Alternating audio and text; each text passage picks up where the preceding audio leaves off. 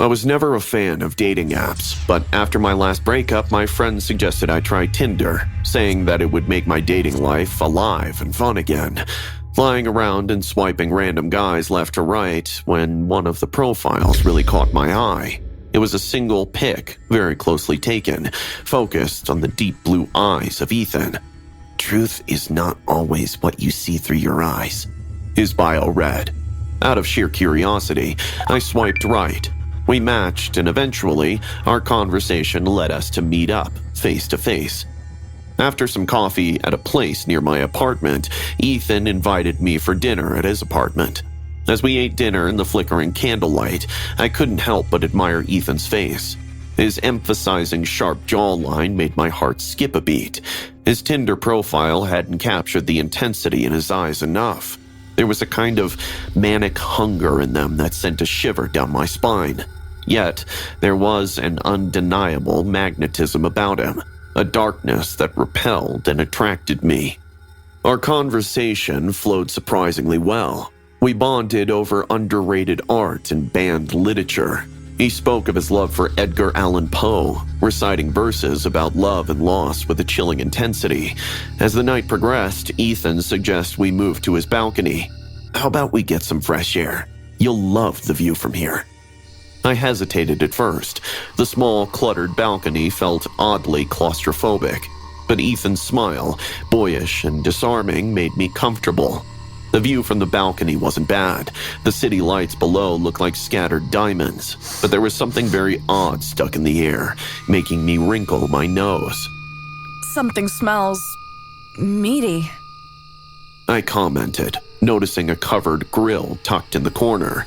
Ethan gave a creepy laugh, a hollow sound that made the hairs on the back of my neck stand on end. "Just a little lamb burger," he said, his voice too casual. "Family recipe," he whispered with a grin. He lifted the lid, revealing a sizzling patty. My stomach twisted. The lamb looked unnaturally dark, the edges grilled black. Suddenly, I noticed something more on the patty. There was a long strand of blonde hair wrapped around it. I felt like throwing up. "Whoa, that doesn't look too good. Making me sick," I mumbled, backing away. All of a sudden, Ethan's smile disappeared. His eyes narrowed, the charming personality replaced by a cold, dangerous gleam. "I promise you'll love the taste of it. Just give it a try, Monica." The words sent a fresh wave of terror through me. I don't feel well. I need to go." "No, you don't," he growled, grabbing my hand with surprising strength. "What are you doing?" I screamed, trying to free myself. "Don't you see?" he hissed. His expression was now a mix of anger and desperation. "We were meant to be together forever." The smell in the air intensified, desperate by sheer terror. I wrestled free. I stumbled back, tripping over a metal bucket that was resting in the corner of the balcony. It clanged loudly, revealing its gruesome contents, a bleached skull and several long bones. Ethan raged at me again. "Monica, don't ruin the food!" But this time I was ready. With a rush of adrenaline, grabbing a metal spatula kept on top of the hot grill, I swung it at Ethan blindly. The thudding sound of metal on bone echoed in the night. Ethan fell to the ground, a choked gasp escaping his lips. I was staring at him, the spatula trembling in my hand. Nausea threatened to overwhelm me again, but this time it was mixed with a horrifying realization. The burger, the bones, Ethan's words, they all clicked into place. He wasn't just a psycho, he was a monster who couldn't handle rejection, and I was about to become another entry in his collection of discarded dates. Dazed and trembling, I ran to the lobby outside his apartment and called 911. The image of Ethan's twisted face and the gruesome contents of the bucket made my fingers tremble while dialed the call. Ethan remained unconscious until the police arrived. A group of them got inside his apartment while I was escorted out by the paramedics. But even amidst the flashing lights and concerned questions, I was not able to shake the feeling of fear. God, I was on a date with a cannibal. The following days were a blur. News reports buzzed with Ethan's arrest. The police had discovered a hidden room in his apartment filled with the remains of young women. Each had matched with Ethan on dating apps, each lured under the pretense of romance.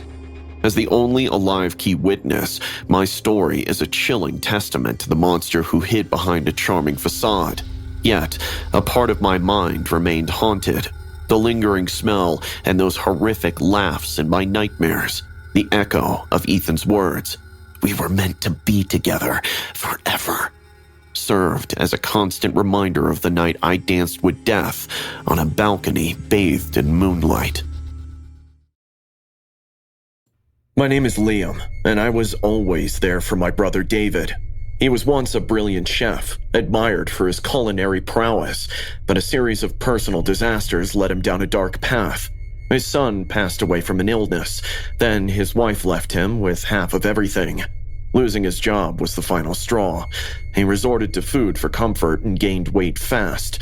Knowing that he was in a truly dark place, we rode the subway together almost every day, as I accompanied him to his therapist. The passengers always ridiculed him. He sat next to me, occupying more space than the narrow seat allowed, and people whispered and sneered. Some would laugh at his face, some would call him fat. Others simply wanted him to stand. The words cut deep than any knife. I tried to shield him from the worst of it, but the damage was done. Each day, I saw him retreat further into himself. "It's not fair, Liam. I used to be respected. Now I'm a joke." I didn't know how to comfort him. "You'll bounce back, Dave. You just need time." But time wasn't a friend to David. His mental health deteriorated fast. He started hearing loud. He'd sometimes suddenly flinch and start looking around in panic, convinced that someone called him fat. I noticed the changes, the dark circles under his eyes, the way his hands trembled, the distant look in his eyes. His obsession with society's cruelty grew, festering like a wound that wouldn't heal. He became convinced that everyone was in on it, that the world was conspiring to push him over the edge. One evening, David didn't come home. I found him the next morning, huddled in an alley, muttering to himself. His eyes were wild, haunted. "They're always there, Liam, mocking me, laughing at me." I scheduled an appointment with my therapist immediately. David walked back to his apartment to change. When he returned, his demeanor was somewhat different. He suddenly seemed calm, too calm. There was a chilling coldness in his eyes. He carried a large bag, which he clutched tightly. "What's in the bag, Dave?" "All the answers." I didn't press further, a decision I would regret for the rest of my life. We boarded the subway during the rush hour, the car packed with people. David stood in the center, and I took a seat nearby since he wasn't able to squeeze there. I distinctively remember the look David gave me when he laughed about it. I was a bit too tired, so I started listening to music.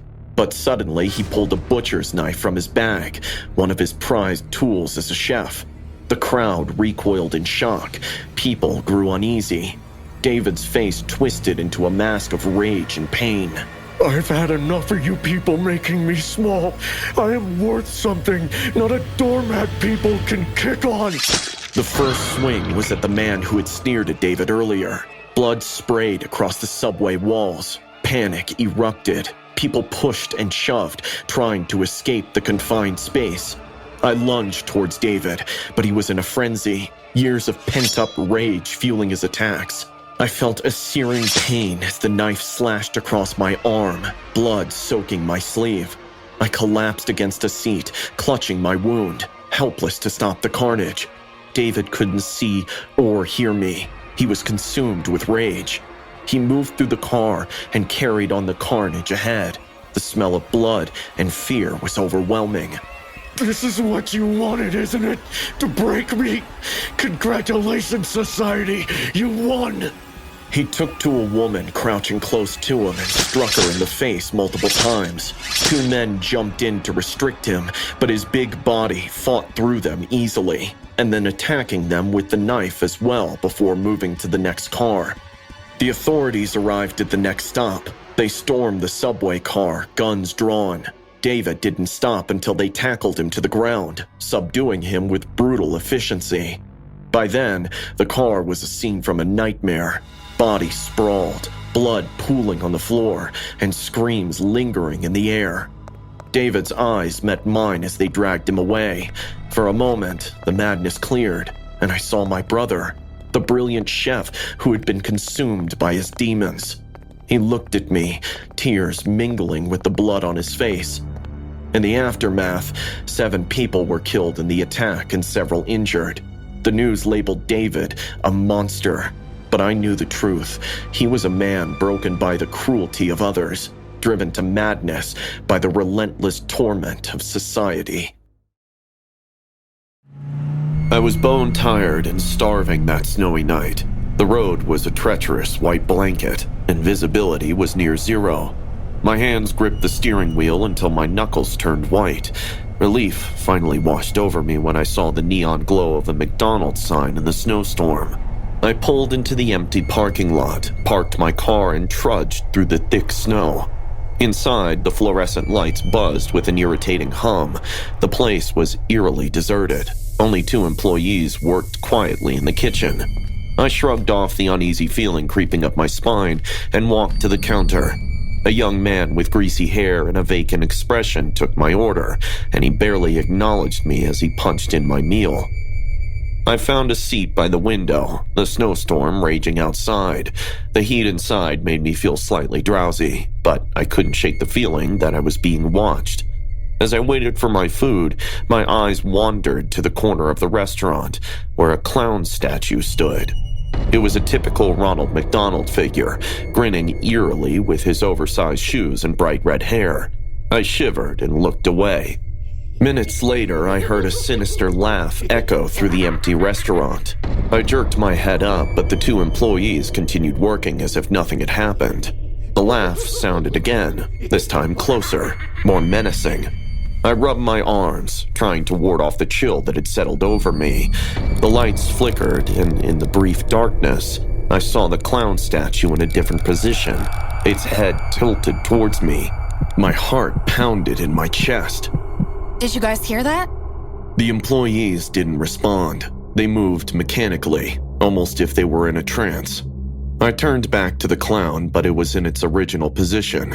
I took a deep breath, trying to calm my racing heart. My food arrived, and I forced myself to eat, but the unease gnawed at me. Halfway through my meal, I noticed a message written in ketchup on my tray. "Don't trust Ronald." My blood ran cold. I looked around, but there was no one else in the restaurant. The employees were still in the kitchen. I felt a presence behind me and spun around, but there was nothing there. The lights flickered again, and in the brief darkness, I saw the clown figure standing in the corner, watching me. This isn't real. It's just in my imagination. I whispered to myself, but the fear was real, tangible. I glanced at the window and saw the clown's reflection grinning wickedly, but when I turned to look, it wasn't there.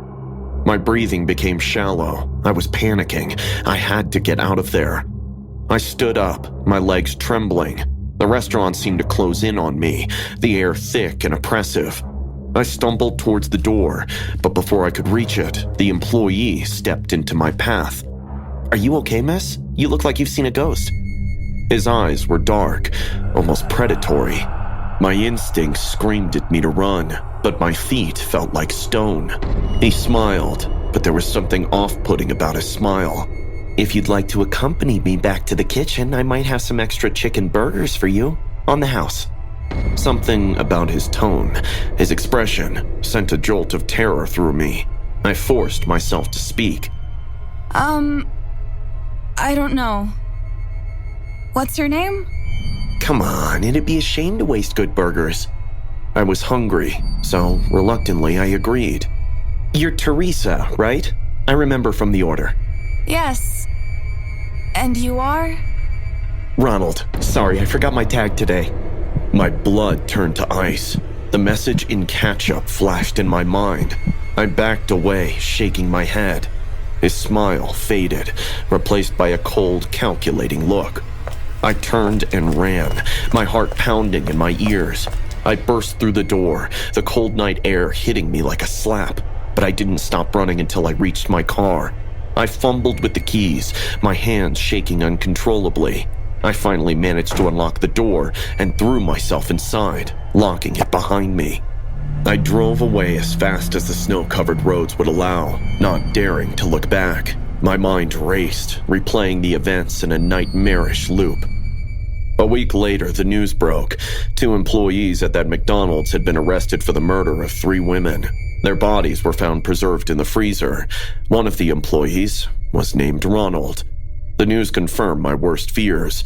I had been inches away from becoming their next victim. I like to believe that it was the spirit of one of the victims which saved me that day. I always thought Allie was just a bit weird, like everyone else in our grad program did.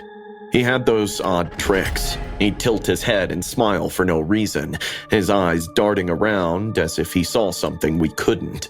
But no one ever guessed that beneath his pudgy exterior lay a monster waiting to be unleashed. It was a Friday night at Jenna's house. Her parents were out of town, so she threw one of her infamous parties. A bunch of us, mostly friends from the program, gathered in her spacious living room. The atmosphere buzzed with the usual college party energy, a soundtrack of laughter and bad pop music blaring from the speakers. We were halfway through a round of King's Cup when the teasing started. It began innocently enough, with Rob making a joke about Allie's choice of seat, the only one that didn't creak under his weight. "Hey, Allie, at least the floor's got your back, right?" The room erupted in laughter. I chuckled along, feeling a bit guilty, but not enough to stop it. Allie's smile froze, and for a second his eyes went dark. I saw it, but I brushed it off as embarrassment. As the game continued, the jabs grew sharper. They picked on him, made fun of his eating habits, his size, the way he sweated when he laughed. Allie's face turned redder and redder, his fists clenching and unclenching. I should have said something, but I didn't. None of us did. It happened so fast I almost missed the start of it. Allie stood up suddenly, knocking over his drink. His head tilted in that peculiar way, and he smiled, a chilling, empty smile. "You think it's funny? Making fun of me?" There was an awkward silence. Then Jenna tried to laugh it off.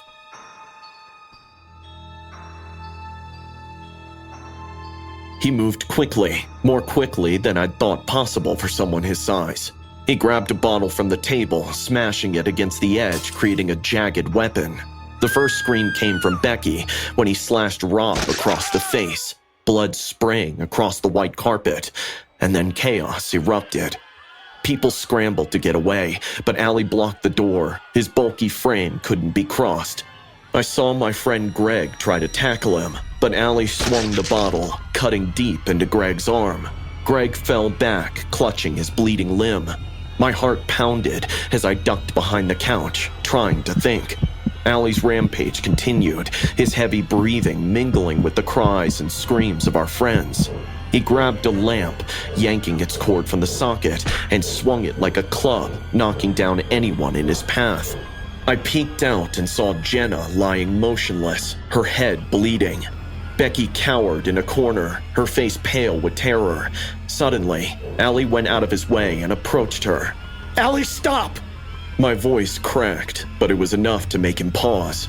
He turned to me, that eerie smile still in place. "Why, Stuart? You want to turn?" I grabbed the nearest thing, a heavy glass ashtray, and hurled it at him. It struck his shoulder, but nothing happened. Becky took the opportunity to dash past him, but Allie caught her by the hair, yanking her back with a scream. I ran towards him, my adrenaline-fueled bravery pushing me forward. I didn't have a plan, nor was I thinking it through. I tackled him right in his big paunch. He fell to the floor, but he was strong, stronger than I anticipated. We struggled, punching, slapping, kicking. Soon, his fingers clawed at my face. I felt a sharp pain as he raked his nails across my cheek. Through the haze of pain, I saw Greg sneaking up behind Allie with a chair. With a desperate shout, Mark brought it down on Allie's head. The chair splintered, and Allie went limp, his eyes rolling back. Mark and I stood there, panting, looking down at the unconscious monster. Blood oozed from the various wounds he'd inflicted on us and our friends. The room was a war zone, the aftermath of Allie's psychotic break evident in the bloodstains and broken bodies. I pulled out my phone with shaking hands and called the police, my voice barely steady enough to explain what had happened. When they arrived, the scene was brutal. Rob huddled in a corner, covering up his cut-up face. Greg had a torn arm. Becky and I suffered minor injuries. But Jenna, whose head he had smacked with a lamp, had stopped breathing. She was declared dead when brought to the hospital. Allie was captured for good. It was the 4th of July. Our small town in Texas waited for it eagerly. My new boyfriend Chris and I decided to watch the town's fireworks from the hill. Perched atop it was an old abandoned mansion, which offered the best view around. It was rumored to be haunted, but a lot of couples our age sneaked there for some alone time. We packed a blanket, some beers, and started our hike up the hill just as the sun began to set. But to our surprise, we encountered the town's famous crazy loner, a man named Walter who lived in a shack near the top. The townspeople had many stories about him, none of them kind. Everyone was scared of him, to be honest. Where are you two sneaking? Just going up the hill to see the fireworks. Walter chuckled. I know just the fireworks that go up there. Sir? But he just started talking to himself. Deplorable. Look at what these kids have made of a great country like ours. Horrible, horrible, and insensitive. Let's go, Chris. We exchanged uneasy glances and continued our climb. The mansion loomed ahead, its silhouette dark against the dusky sky. The place was in ruins, with ivy crawling up its sides and broken windows that stared out like empty eyes. We spread our blanket on the front lawn, but curiosity got the better of us, and we decided to explore inside. The air grew colder as we stepped through the creaking front door. The interior was musty and decayed, filled with the scent of old wood. But just as we moved through the dark hallways, we heard a distant wailing, like a woman crying. It echoed through the house, sending chills down my spine. Did you hear that? Chris nodded, his face pale. Maybe it's just the wind. We finally found a good view on the first floor, just as the sounds of fireworks began to crackle in the distance. Chris put the blanket down, and we grabbed a beer each. Cheers. But suddenly, the sound of furniture being dragged across the floor reverberated through the halls. We froze, staring at each other with wide eyes. I think we have company. Curiosity got the better of us. We thought that there was another couple who had sneaked in the mansion and were getting naughty. It was a small town. Everybody knew everybody else. We thought it would be funny to jump in and find out who they were. We followed the sound to a large room at the back of the house, and as we approached the door, it became obvious that a woman was crying inside. Something felt really wrong. My eyes took a moment to adjust to the darkness, but without a doubt, I saw a figure move in the dark corner. As the fireworks went off outside, the light from them made us realize that there stood a pale woman, her eyes hollow and dark, wailing slowly. "Hey there, are you okay?" The woman remained motionless, and then in an instant, she vanished. The room grew colder, and the wailing returned, louder and more desperate.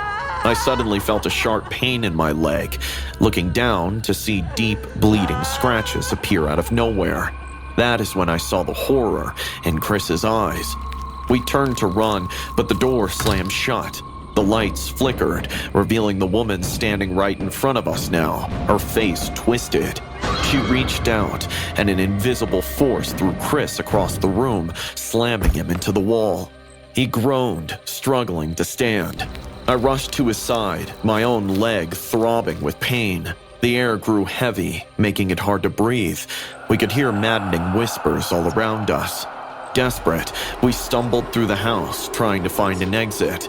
As we rounded a corner, the woman appeared again, blocking our path. I felt a burning sensation on my arm, like icy fingers clawing at my flesh.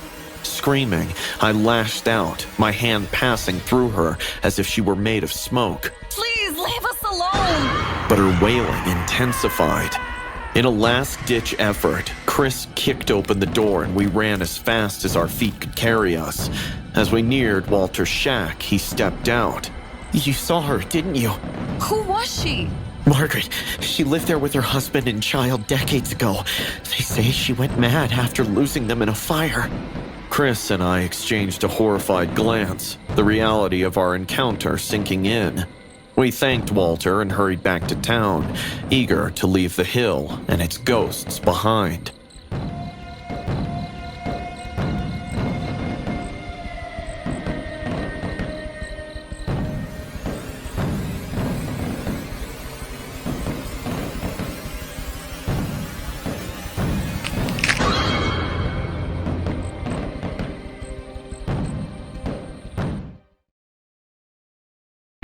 I'm a well-known psychiatrist currently residing in Michigan. Though I do adult counseling sessions, my expertise lies in children's psychology. And this happened last year when I visited my sister's house in Louisville, Kentucky. She lived there with her husband and my 7-year-old niece, Emily. My brother-in-law works in the Navy, so it's mostly my sister and her daughter. Emily has always been a happy, energetic girl. Whenever I would visit, she would run to me and hang like a sloth around my neck, making all kinds of demands. But this time, I noticed something strange. I was sipping the hot coffee when Emily's school bus pulled over. I was getting ready to get showered with pampering and soft giggles of Emily when she walked in with her school bag. She seemed strangely quiet and pale. She didn't even notice me and went straight to her room. What's wrong? Did you scold her? My sister answered no and began to cry. She told me how Emily had changed all of a sudden, that she always stays in her room, scribbling in her notebooks. With Emily's dad overseas, I don't know what to do. Jacob, can you help me? I've never seen my sister break down like this before. She had always been the strongest one in our family.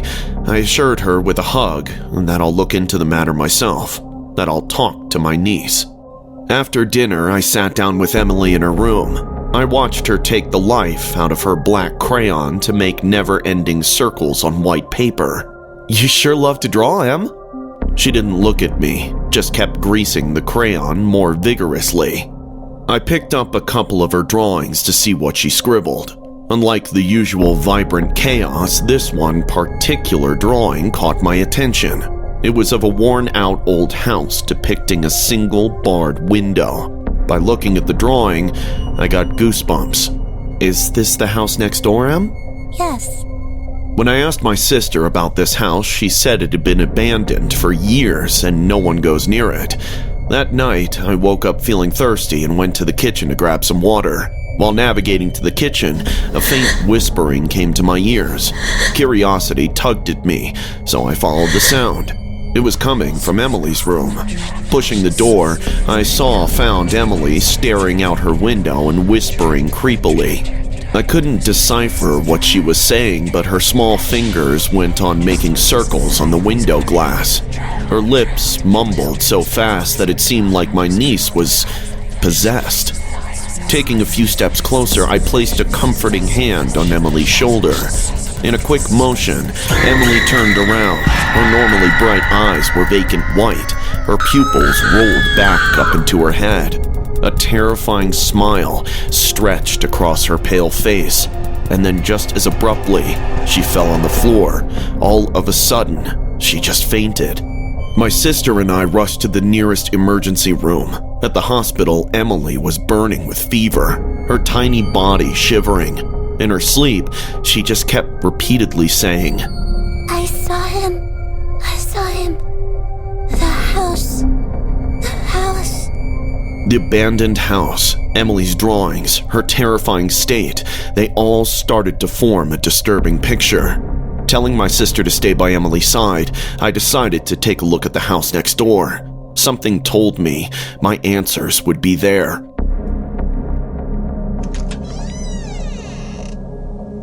A thick layer of cobwebs and dirt was covering the furniture, and any traces of life were lost. The air felt heavy, with the smell of decay. I walked to the room upstairs, the one with the barred window.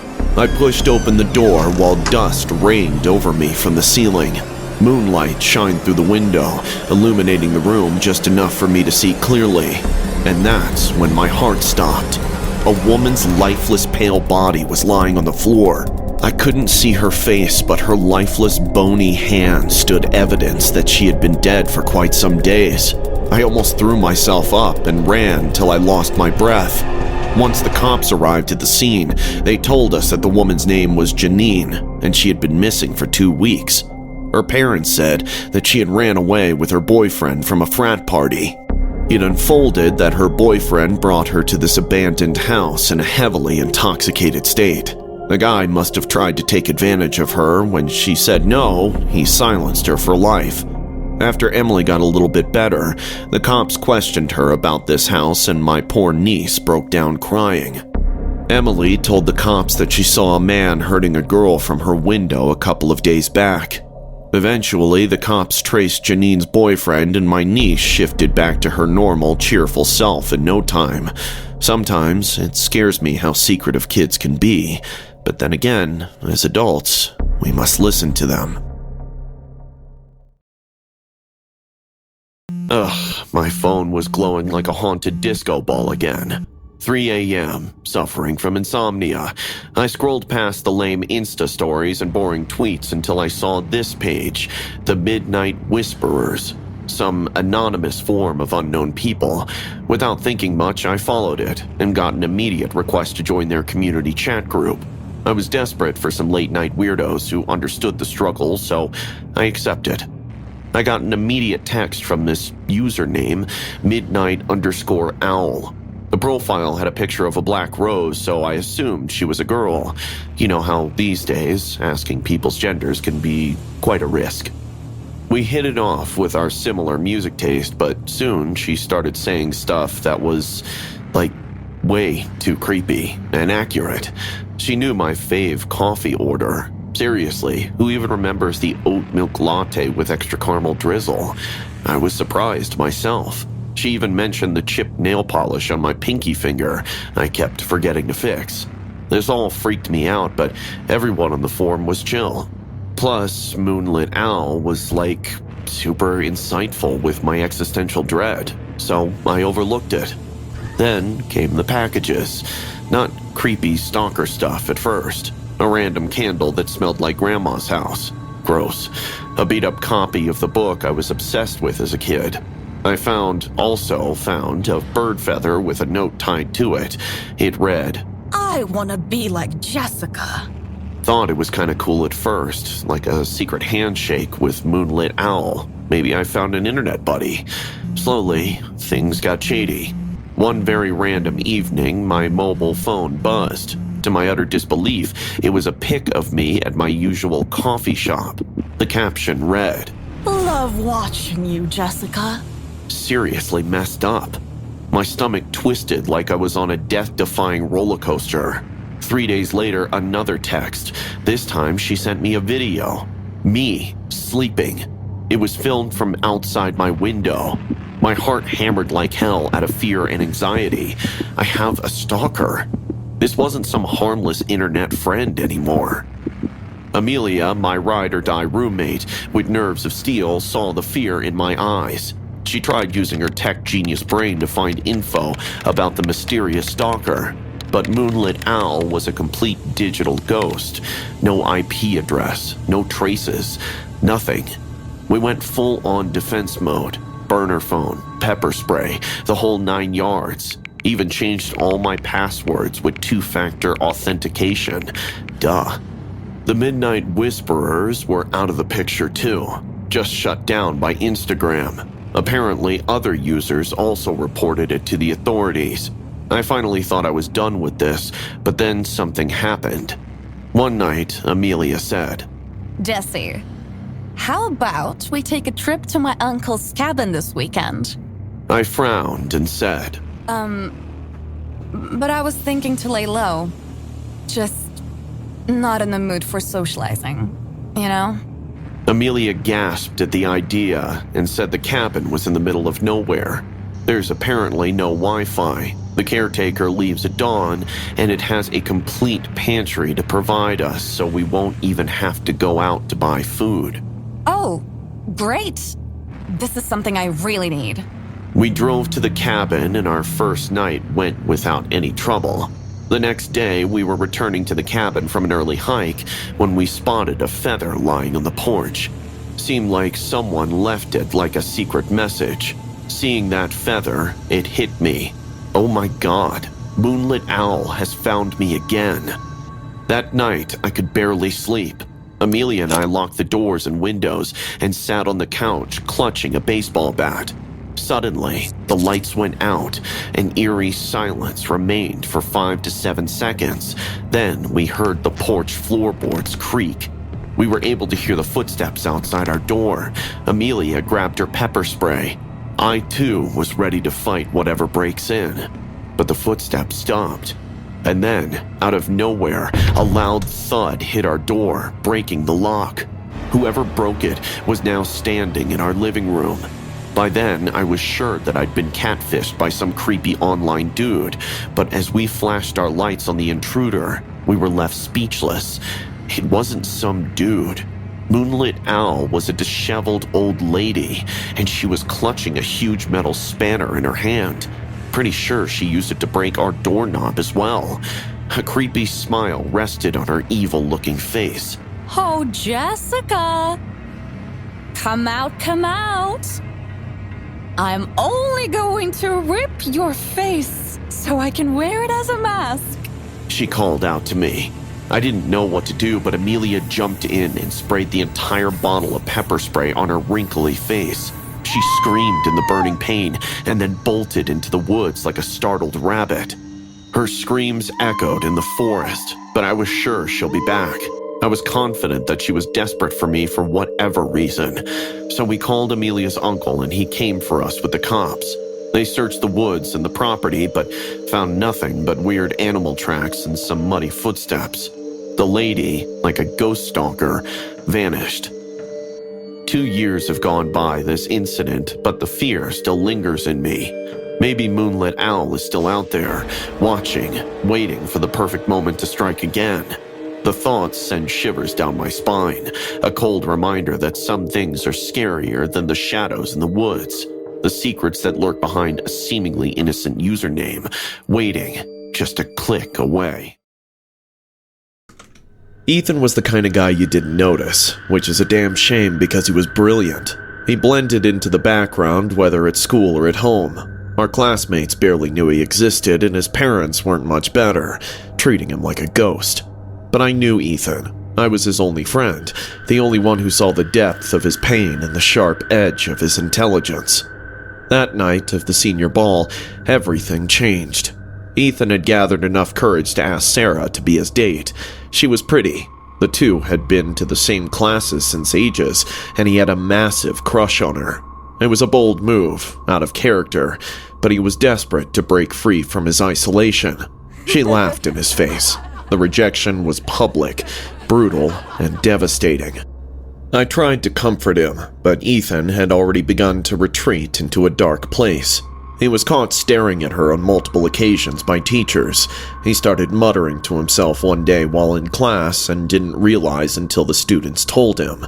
His mother complained once that he would keep talking with a childhood clown toy for hours. His father was typically out hunting with his buddies to even care. I should have seen the signs, should have done something, but I didn't. On the night of the ball, Ethan wasn't there when I arrived. I figured he was too embarrassed to show up after what happened with Sarah. The gym was decked out with streamers and balloons, the usual cheap decorations for a high school dance. Kids were dancing, laughing, and I tried to impress my date Jenna with my dry humor, but I couldn't shake the feeling that something was very wrong. It was about an hour into the ball when the lockdown alarm blared. The lights flickered, plunging us into semi-darkness. Panic spread through the crowd, cries of confusion growing louder. I had a sinking feeling in my gut. Ethan. The gym doors burst open, and there he stood, a twisted figure in the doorway, wearing a clown's mask. He held 2 of his father's hunting rifles. He walked in with a deliberate calm, a man on a mission. "Ethan, don't. They will see me now. They will all remember my name." Screams erupted as he fired the first shot, hitting a kid named Mike square in the chest. Blood sprayed across the dance floor and chaos ensued. The crowd scrambled, ducking under tables, pushing each other in a desperate attempt to escape, but there was no way out. Ethan had locked the doors. I was frozen, watching as my friend turned into a monster. He moved methodically, shooting indiscriminately. I saw him shoot Rachel, the cheerleader who had mocked his weight the previous year. Her lifeless body crumpled to the floor. He turned and fired at Mr. Thompson, our math teacher, who tried to shield a group of students. The bullet tore through his shoulder and he went down with a scream. "Ethan, stop! This isn't you!" My voice was lost in the chaos. Ethan didn't hear me, or he didn't care. He kept talking to the voices only he could hear, justifying his actions, condemning those who had wronged him. I saw Sarah huddled under a table, sobbing, and I knew he wouldn't stop till he had her. I pushed through the panicked crowd, trying to reach him. The closer I got, the clearer I could see the madness in his eyes. He wasn't the Ethan I knew. This was someone else entirely. Whatever demons he had in his head, they had conquered him. I just wish someone would have called 911. "Ethan, it's me, Jeremy. You don't have to do this. Let them go." He turned to me for a moment. I saw recognition in his eyes, but it was quickly replaced by the same cold rage. He raised his gun, and I felt a sharp burning pain in my side as the bullet tore through me. I fell to the ground, clutching my wound, the world spinning around me. "You'll all remember me now." He continued his rampage. The gym was filled with screams, gunfire, and sobbing. Bodies lay scattered, blood pooling on the polished floor. The horror seemed endless, but eventually the police stormed in, ending the nightmare. They brought him down in a single clean shot. As I lay there, bleeding and helpless, watching as they dragged Ethan's body away, the gym looked like a slaughterhouse. 13 died and 26 were injured. I survived, but I'll never forget that look in Ethan's eyes, the screams of my classmates. I never thought I'd find myself recounting these events, but it's the only way I can make sense of what happened. My name is Cindy, and I was Angela's live-in partner. She was a well-known fashion critic, infamous for her scathing reviews and merciless fat-shaming. Her notoriety skyrocketed after a young actress, whom she had publicly humiliated, committed suicide. Angela seemed unbothered by the fallout, relishing in the attention it brought her. But then, one morning, an antique mirror arrived at our doorstep, and it changed everything. The mirror was beautiful, with intricate carvings along its gilded frame. Angela loved it immediately and decided to place it in our bedroom. To be honest, it wasn't up to my taste, but who was I to tell Angela? Strange things began happening almost immediately. At first, it was subtle. Angela would stare into the mirror for hours, transfixed as if in a trance. I caught her whispering to it once, but when I asked, she snapped at me to mind my own business. Her temper grew worse, and she started fighting me over random things. One night, I woke to Angela screaming. She said that she saw a shadowy figure in the mirror standing behind her. I turned on the light and checked, but there was nothing there. She was shaking, genuinely terrified, and I held her until she fell asleep again. And then I remember this day when she told me that while she was getting dressed, her reflection smiled back at her when she wasn't smiling. I can still recall her screams from that day. I saw nothing unusual, but Angela insisted. When I told her that we should be throwing it away, something happened to her, like she snapped and refused. But then strangely, she started avoiding it, covering it with a cloth.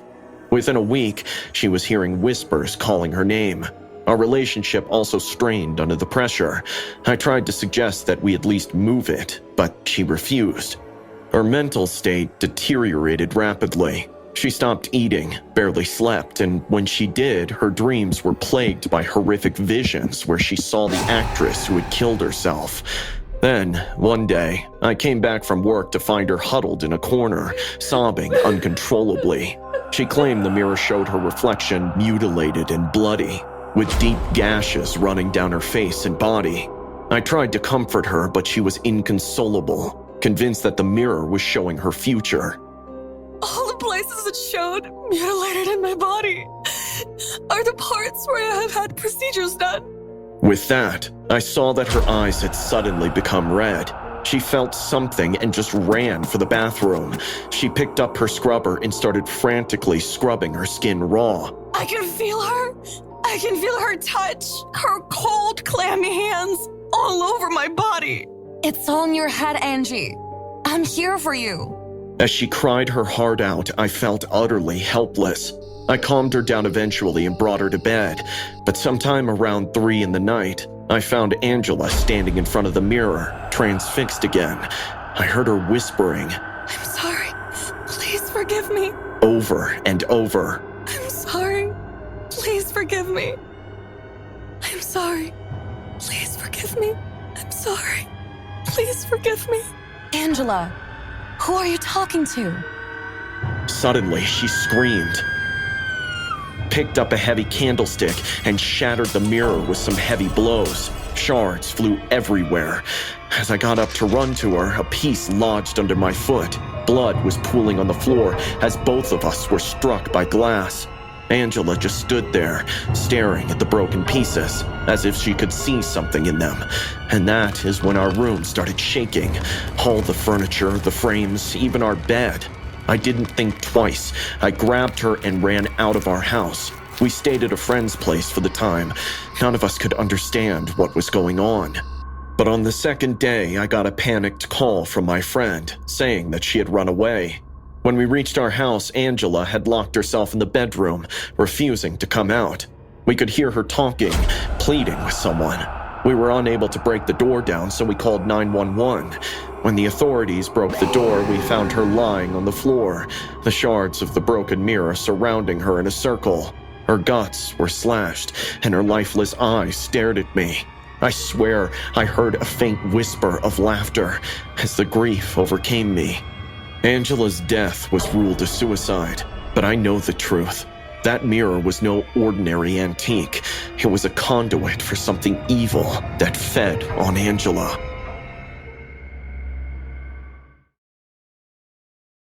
Booking the secluded mountain cabin seemed like the perfect escape from the bustle of city life. As a nature enthusiast, I craved the serenity of the forest and the crisp mountain air. The cabin was everything I had hoped for. Rustic, remote, and surrounded by nothing but nature. It was there that I met Alex. He was ruggedly handsome, with a charm that made me feel at ease. We met on one of the hiking trails near the cabin. Alex was a hiker, a nature lover just like me who stayed at a nearby cabin. Our encounters were friendly at first. We talked about our favorite trails, the best spots to watch the sunrise, and our shared love for the wilderness. I had no reason to suspect anything was amiss. It was on the third day that things began to change. Alex showed up at my cabin, uninvited, but friendly. He brought a bottle of wine and we spent the evening talking. I'll admit that there were some sparks in the air. As the night wore on, his demeanor shifted. His friendly banter turned into probing questions about my life, my family, and my fears. I felt a growing unease, but tried to brush it off. It's getting late, Alex. I think it's time to call it a night. Alex's smile didn't reach his eyes. Of course, Emma. Sweet dreams. I bolted the door after he left, but sleep didn't come easily. But then, I woke in the dead of night to find Alex standing at the foot of my bed. Before I could react, he lunged, pinning me down, his hand clamping over my mouth. Shh! Don't make this harder than it needs to be. He dragged me to the cabin's cellar, locking me inside. The space was dark, with only a sliver of light coming from a small window near the ceiling. It looked like someone had been staying there, as there were mattresses near me. My heart pounded as it dawned on me. I wasn't the first one. I don't really know how many days passed after that. Alex controlled my food, giving me just enough to keep me alive, but never enough. At night, he played loud, disturbing noises through speakers he had installed in the cellar.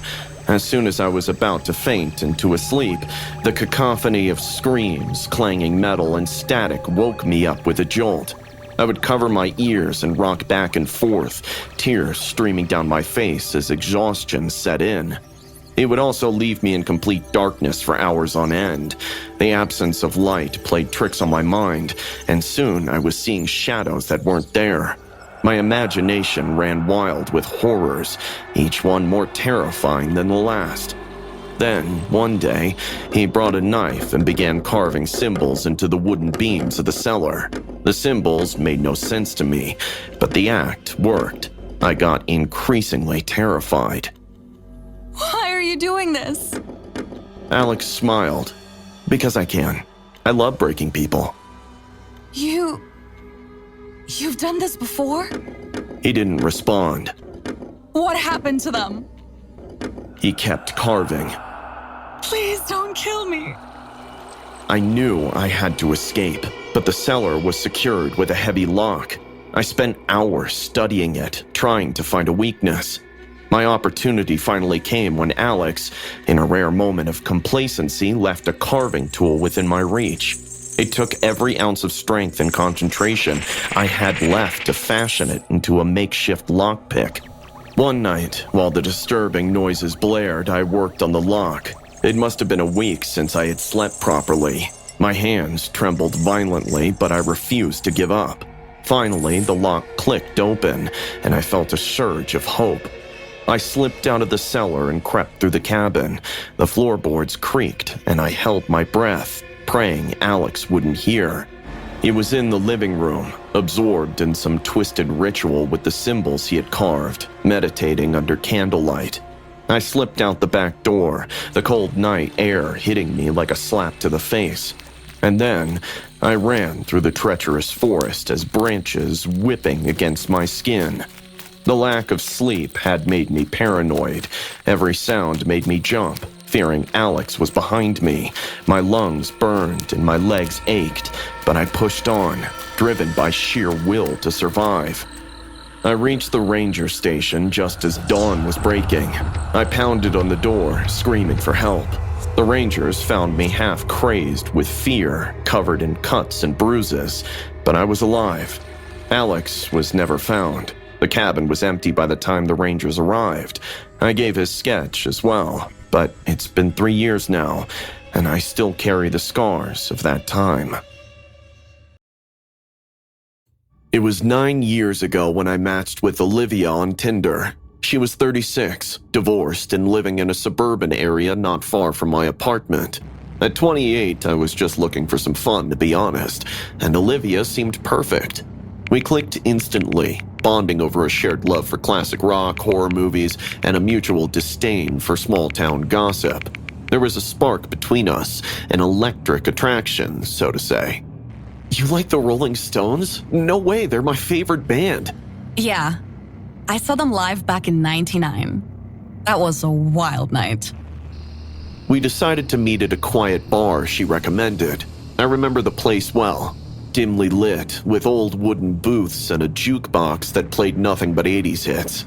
And then she walked in. Olivia was stunning. She had this effortless charm, a confident gait, and well, a smoking hot body. We laughed, flirted, and drank more than we probably should have. She was blunt about her intentions. I hope age isn't a damper. I mean, look at you. You can't be 8 years older to me. I'll be honest, Ethan. I like going around with younger men, and I'm not looking for anything. Just so you know, it's a one-night thing. Sounds perfect to me. We left the bar, and Olivia invited me to her place. Her bungalow was old, with a Victorian style that looked kind of unsettling under the moonlight. My drunken brain felt a twinge of unease as soon as I stepped inside. The house was beautifully maintained, but had an unnerving air about it. The living room had antique furniture, dark wood paneling, and heavy drapes, but something didn't fit. The creamy, textured carpet, it clashed with the decor, standing out like a sore thumb. Nice place you got here. Daddy sells oil? Daddy shot himself when I was 3. I got the place in a divorce. My ex-husband was into real estate. Want another drink? She handed me a glass of whiskey and we settled on the couch. Her touch was intoxicating, and soon our fingers were exploring each other's while our eyes locked.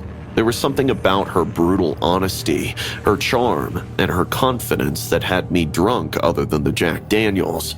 You have great taste in decor, very vintage. I'm a sucker for antiques. They have a history, a story to tell. Just like us. Oh, and what's our story?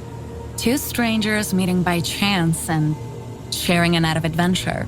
Sounds exciting. What kind of adventure do you have in mind? One that starts with good whiskey and ends with... well, we'll see. I like the sound of that. You're full of surprises, aren't you? Only the good kind. What about you? What surprises do you have up your sleeve? You'll have to stick around to find out. I think I just might. So, tell me, what a handsome guy like you doing on Tinder? Looking for someone intriguing. I guess I found her. Flattery will get you everywhere. Good to know. And what about you? Why Tinder? Not many places for women like me to find young men like you. Lively, huh? I can do lively. I bet you can. Shall we take this adventure downstairs? I have a special room for my guests. Lead the way. But as she grabbed my arm to lead me to her bedroom, a wave of nausea hit me. I stumbled, and before I could stop myself, it came out. I vomited all over the carpet. I remember Olivia's demeanor changing in an instant. She flew into a fit of rage, rushing to grab a mop, her face twisted with anger. You idiot! You ruined my carpet! I'm sorry, I didn't mean to. I sew it with my hands. The one thing in this house that doesn't remind me of my sick ex-husband. And now, your bile is swimming over it. Realizing I had blown my chance, I mumbled an apology and hurried out of the house. My head was spinning, my stomach churning. I made it home and collapsed into bed, cursing my capacity for ruining what would have been a glorious night. Now, 9 years later, I saw her face plastered on the news. Olivia, now 45, was arrested. A secret torture room was uncovered in the basement of her bungalow, where she kept young men and tortured them. One of her victims had managed to escape and alerted the authorities. The police found evidence of cannibalism, token parts of previous lovers she had taken, and the final horrifying reveal, a carpet made of human skin. I sat there, staring at the TV in disbelief. The creamy textured carpet flashed in my mind, and a chill ran down my spine as I realized how lucky I was. Moving to Manhattan was supposed to be a fresh start for us. Julie, Timothy, and I were finally settled in our new flat, 21 floors up, with the cityscape sprawled beneath us. Life in the Big Apple was a dream come true, and we were thrilled about the future.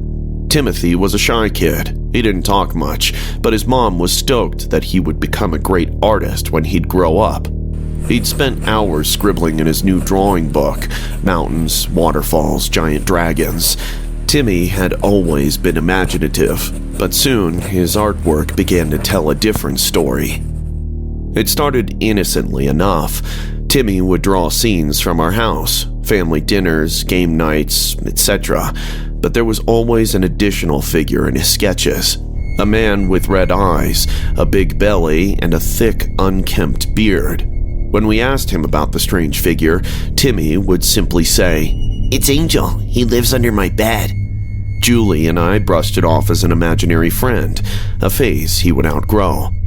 But one evening, Julie brought me his drawing book and it sent a shiver down my spine. It depicted our bedroom with Julie and me asleep and the same red-eyed figure standing over us, watching. Julie tried to laugh it off, saying, Kids and their imaginations, right? but the unease had already settled deep within me. Soon, Timmy's drawings grew more disturbing. One showed me working on my laptop late in the night, with the angel peeking from behind the door. Another captured Julie in the shower with the angel peeping through the crack in the door. I blamed Timmy's vivid imagination, but Julie pointed out that even the color of her shampoo bottle was the same. I sat Timmy down one afternoon, holding one of the drawings. "Timmy, where do you see Angel? Is he really under your bed?" "Yes, Daddy. He says he likes our home." That night, I checked under his bed thoroughly, flashlight in hand. Nothing. I even checked the closets, behind the curtains, every conceivable hiding spot. I was met with nothing but empty spaces and shadows. Still, I couldn't shake the feeling of being watched. Then, one dreadful morning, our world shattered. Julie and I woke up to find Timmy's bed empty. Panic surged through us as we tore through the apartment, calling his name. The windows were shut tight. We were on the 21st floor, so he couldn't have climbed out. The main door was locked from the inside, and he couldn't yet reach the latch. Then where did our son vanish? We called the police immediately. As they arrived, they began a thorough search, combing through every inch of our flat. Julie was in tears.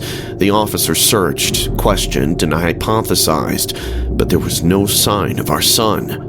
One of the officers, named Detective Harper, took particular interest in Timmy's drawings. He studied each one carefully. "This Angel, your son mentioned him to you?" "Yes, he said that Angel lived under his bed. We thought it was just a figment of his imagination." Harper's expression turned grim. "We need to take a closer look at the bed." The officers pulled the bed out and started removing the wallpaper, which suddenly revealed a small, false space behind it. My heart pounded as they pulled back the wooden slats, revealing a narrow cavity leading into the darkness.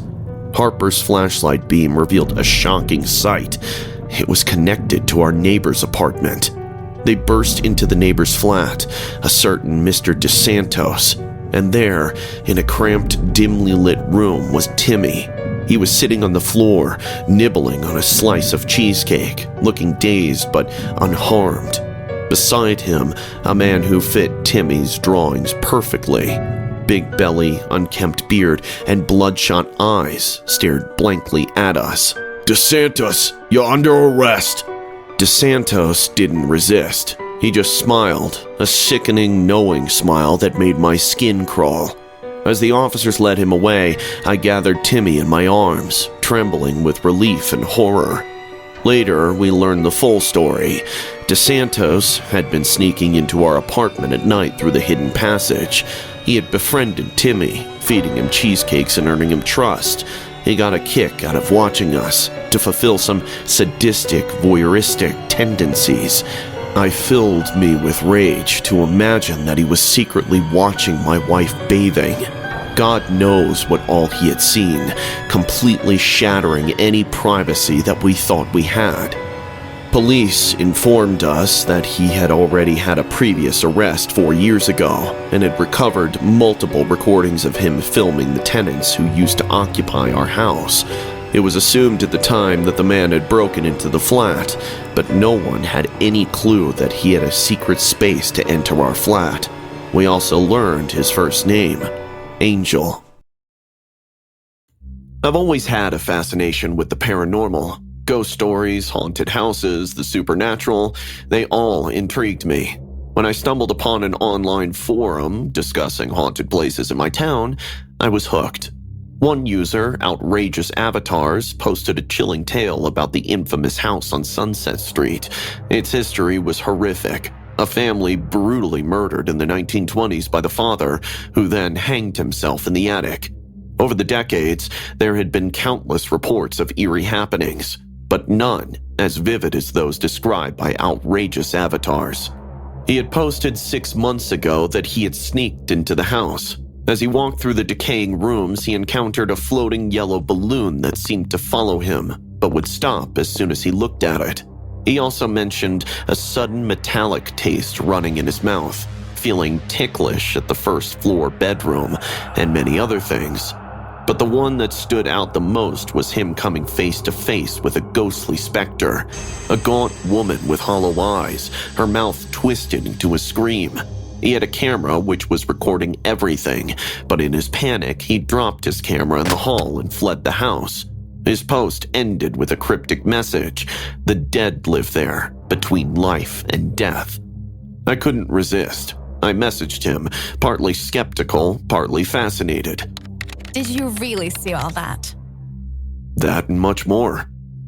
We texted for a week, flirting a bit, sharing a mutual love for the macabre.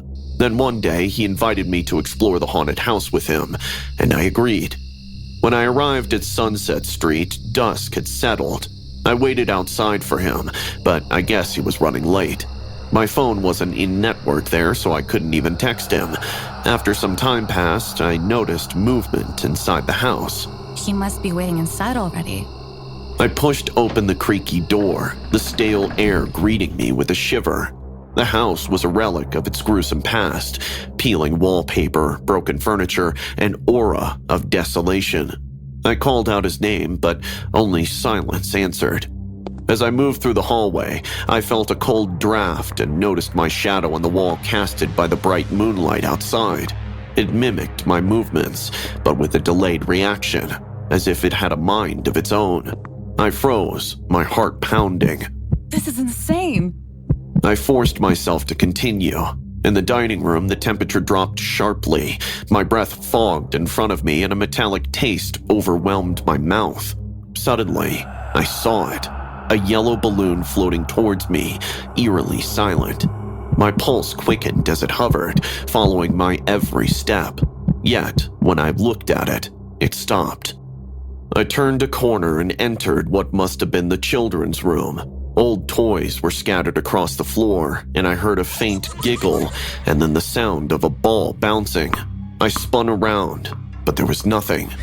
As soon as I moved out of the room, I saw her, the ghostly specter my friend had mentioned in the forum post. She stood on the stairway, hollow eyes, pale skin, and a deformed broken jaw like it had been shot by a bullet. She was holding onto the yellow balloon. Suddenly, my mouth tasted metallic again. Oh my god! I backed away, my mind screaming at me to run. The ghost floated closer, her presence oppressive and suffocating. I turned and fled, my footsteps echoing through the empty halls. As I bolted down the stairs and headed for the door, I spotted a dusty camera lying on the floor. I grabbed it on impulse, recognizing it being the lost camera of my online friend. Bursting out the front door, I didn't stop until I reached my car. I reached home, heart still racing, and collapsed on the couch. What did I get myself into? I texted my online friend, but he never reverted. That night, curiosity overcame me and I charged the camera. It still worked. There were videos of the house, empty rooms, broken windows, stairways. The first few were uneventful, but then I found one, grainy and dark. It showed the interior of the house, but the camera shook as if the person holding it was running. Suddenly, it fell to the ground, and a shadowy figure appeared. The same jawless woman I had seen.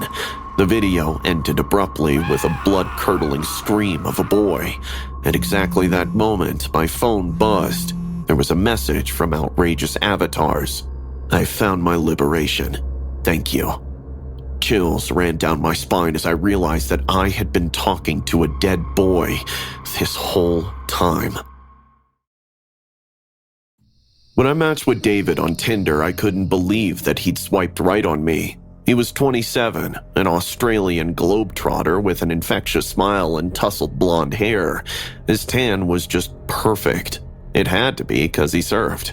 And he wore an intriguing blue beaded necklace in every photo.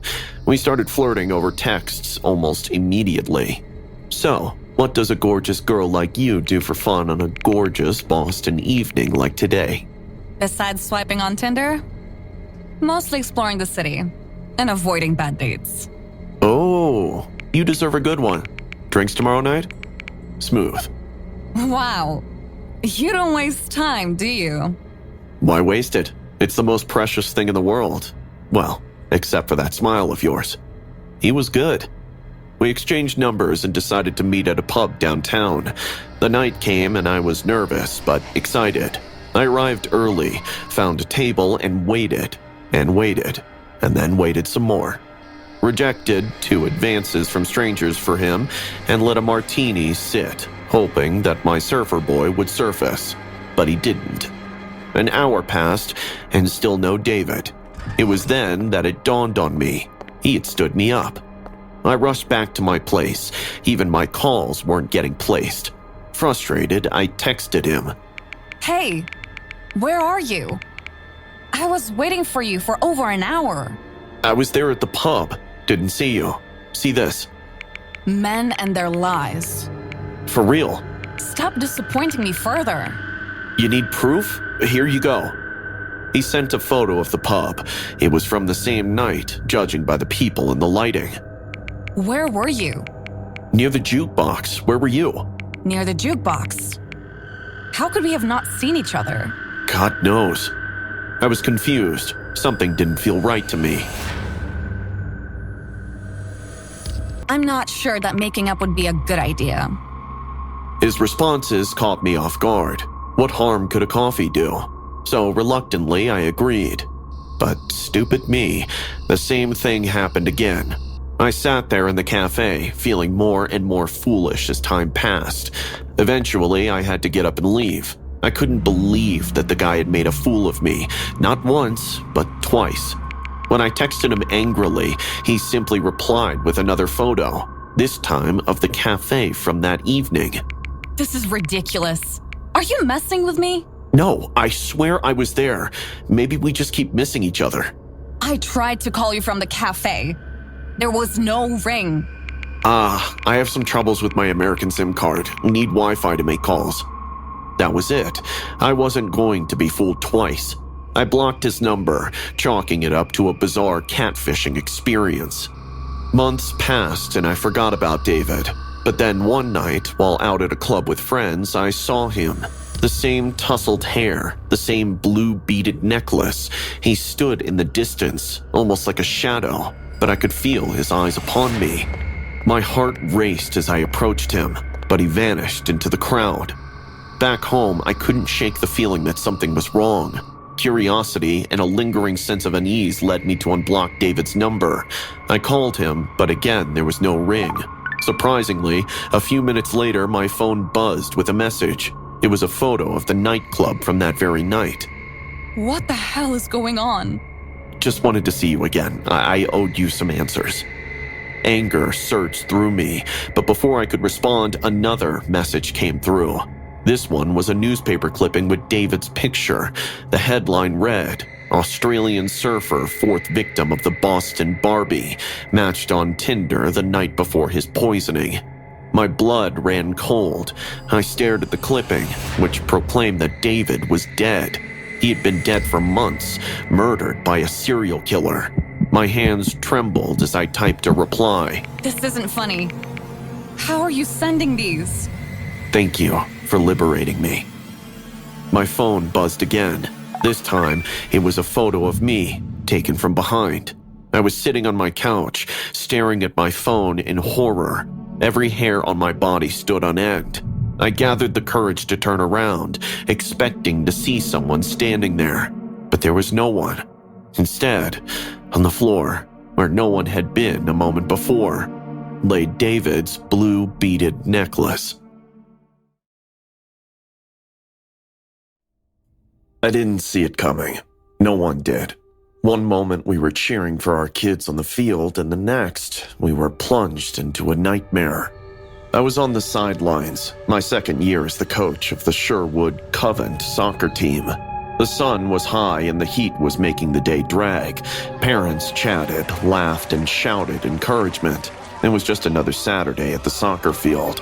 My team was gearing up for the big tournament and I had to finalize the roster. Not everyone could make the starting 11. That was my job, to pick the best. Donald stood out in the crowd, tall, broad-shouldered, with a perpetual scowl etched into his face. He had played some soccer himself during his time, from what I had heard. Everyone knew him as the dad with temper. His son, Billy, was good but not quite there yet. I knew this would be a tough conversation. So when I picked the lineup and kept his son in the subs, Donald stormed over. What the hell, coach? Why isn't Billy on the starting team? He's a good player, Donald, but he's not ready yet. We've got some tough competition. He didn't take it well. His face turned a shade of red I'd never seen before. He started shouting, hurling abuses at me. You think you know everything, don't you? My boy's better than half of those kids out there. The other parents backed me up. They tried to calm him down, told him it was just a game. But Donald wasn't listening. His rage was palpable, and I could see it in his eyes. Something was off. Finally, he spat at my feet, grabbed Billy, and stormed off. I thought that was the end of it. I was wrong. Horribly wrong. Minutes passed, then maybe half an hour. I heard a scream from the parking lot. I turned just in time to see Donald marching back towards us.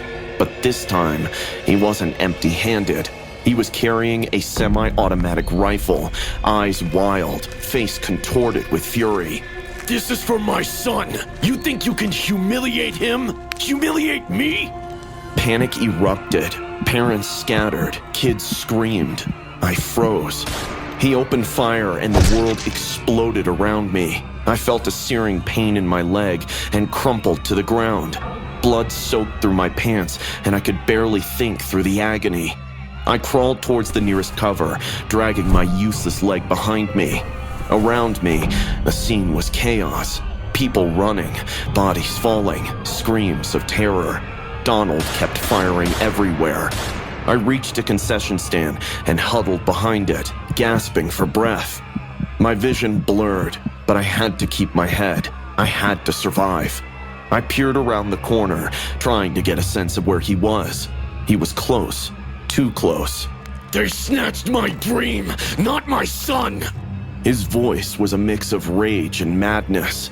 He picked out one of the parents who had spoken up in my support earlier. Pointing the gun at him, he made him sit on his knees in submission. The poor man was crying his eyes out, trying to bring up words to reason with Donald. But Donald paid no heed.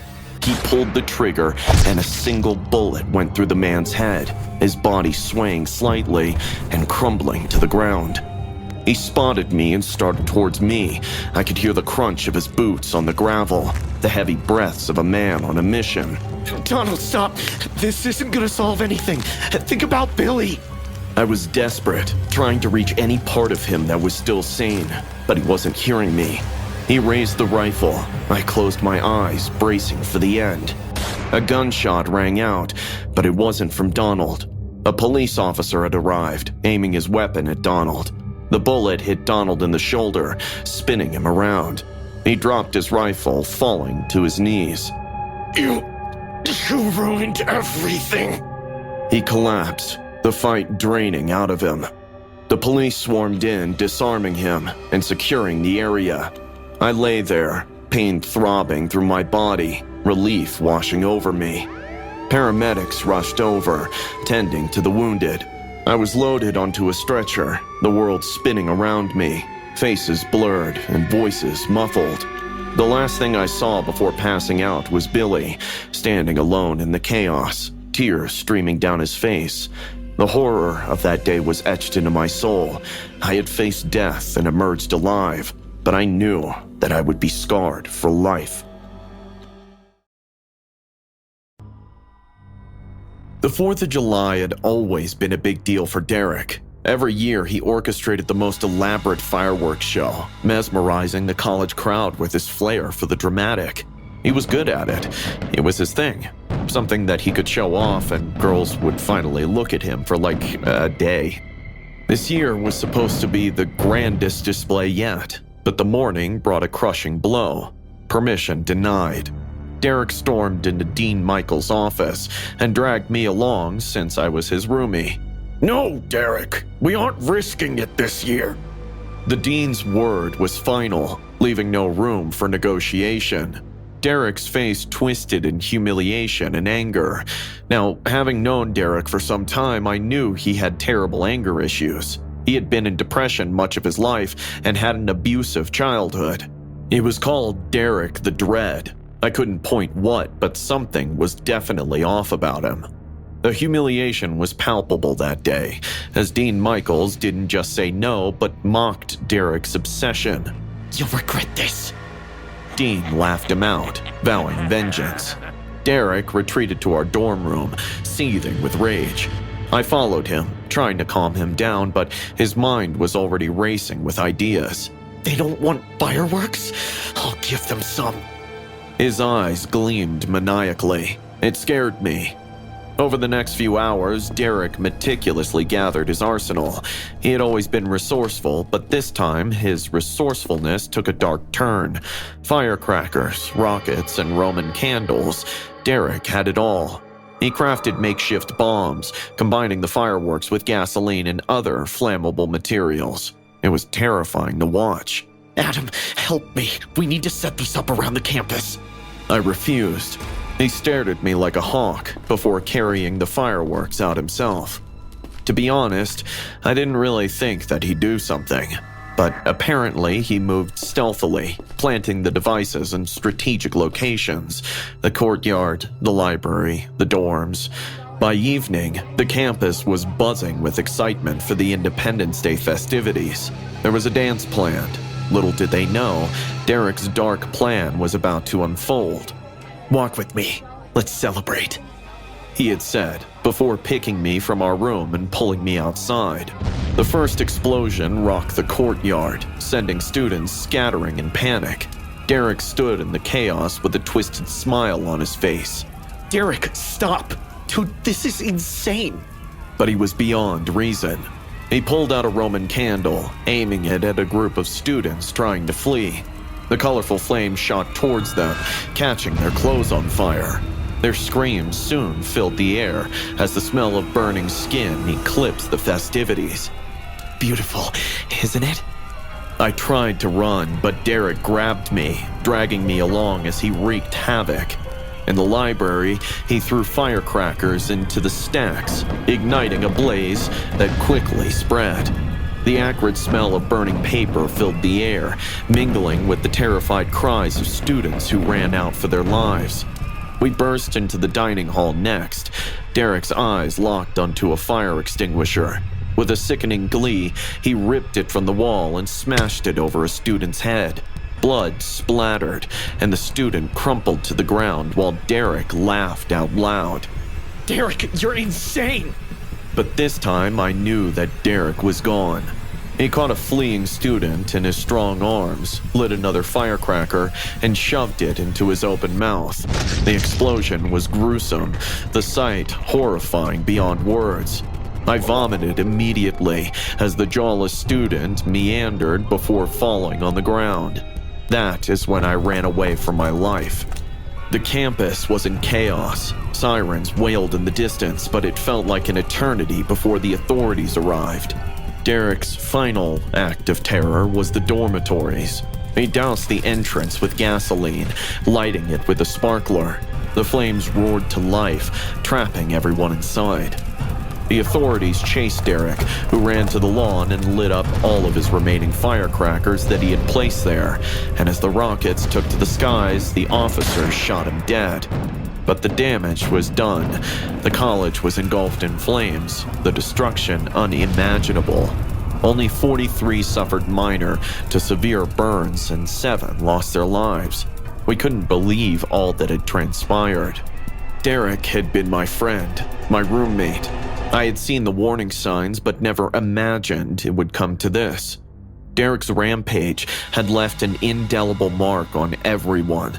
We would remember 4th of July, not for the fireworks or celebrations, but for the terror and devastation one man had brought. Tom was always a bit off. Working the night shift at McDonald's alongside him, I saw things others didn't. He was quiet, always muttering to himself under his breath, eyes darting around as if he expected the walls to close in on him. He had these weird tics, like he'd tap his fingers rhythmically on the counter, almost like Morse code, or he'd suddenly start laughing at nothing, a low, creepy chuckle that sent shivers down my spine. I often wondered what had led him to this point. I knew his personal life was falling apart. Parents' divorce, drug abuse, and a mountain of debt.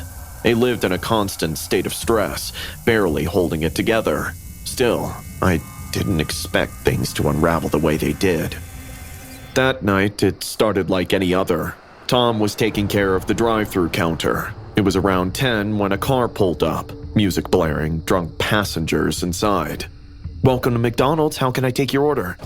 Their order was a mess of slurred words and giggles. Tom and I exchanged a look. This was going to be a long night. "That'll be $23.47. The driver, a guy with a baseball cap turned backwards, handed him the money, then looked at his friends and spoke something about him. Tom kept to himself and handed them their burgers and Coke and coffee. Hey, you got our order wrong, idiot. Tom's eyes twitched, but he remained courteous that the order was right. The drunk guy insisted again, and this time threw a cup of hot coffee at him. The liquid scalded Tom's face, and he recoiled in pain, a guttural scream escaping his lips. The car erupted in laughter, and that is when something in Tom snapped. He turned on his heel and walked out the back door. I froze, not knowing what to do. Moments later, I heard the unmistakable clang of the tire iron. Tom had taken it from the maintenance shed. He approached the car with a look of pure, unadulterated rage. What the hell, man? Before anyone could react, Tom swung the tire iron, connecting with the windshield. The shock driver opened his door, but as soon as he walked out, the iron rod met his skull. The sickening crunch of bone echoed through the parking lot. Blood sprayed across the side of the car as the driver slumped, lifeless against it. Panic erupted. The second friend, a tall, lanky guy, tried to run from the other side. Tom jumped over, caught him by the collar, and smashed him head first into the window. Tom, stop! He didn't. He smashed the man's head in the glass again and again till the cracks spread all over it. The man fell with a bloodied face, and then Tom picked the iron rod again and hit his head till it was smashed. Tom's face was a mask of twisted satisfaction. The two girls who were still in the car now attracted Tom's ire. He opened the rear door of the car and tried to pull one out, but she bit him and then proceeded to lock the door. Tom picked up a brick, his eyes locking onto hers, and then threw it twice at the window glass, which refused to shatter. They whimpered, tears streaming down their face. Please don't. I wanted to run, to get help, but my legs felt like lead. I dialed 911. Tom walked to the shed and returned with a can of gasoline, which he poured over the car, throwing the remaining one on the driver's seat. You think you can treat people like trash and get away with it? He struck a match and tossed it onto the car. Flames erupted, engulfing the vehicle in a roaring inferno. The screams from inside the car were cut short as the explosion rocked the parking lot, heat searing my skin even from a distance. Tom, why? But he couldn't hear me. Sirens wailed in the distance. Tom dropped the tire iron and got down on his knees, laughing maniacally. The police cars soon surrounded us. Release, release, release, he kept on uttering as a policeman handcuffed him while the others tried saving the girls. I just couldn't stop crying. My mind was numb upon witnessing the horror that had transpired. Tom kept laughing like a maniac as they put him under arrest.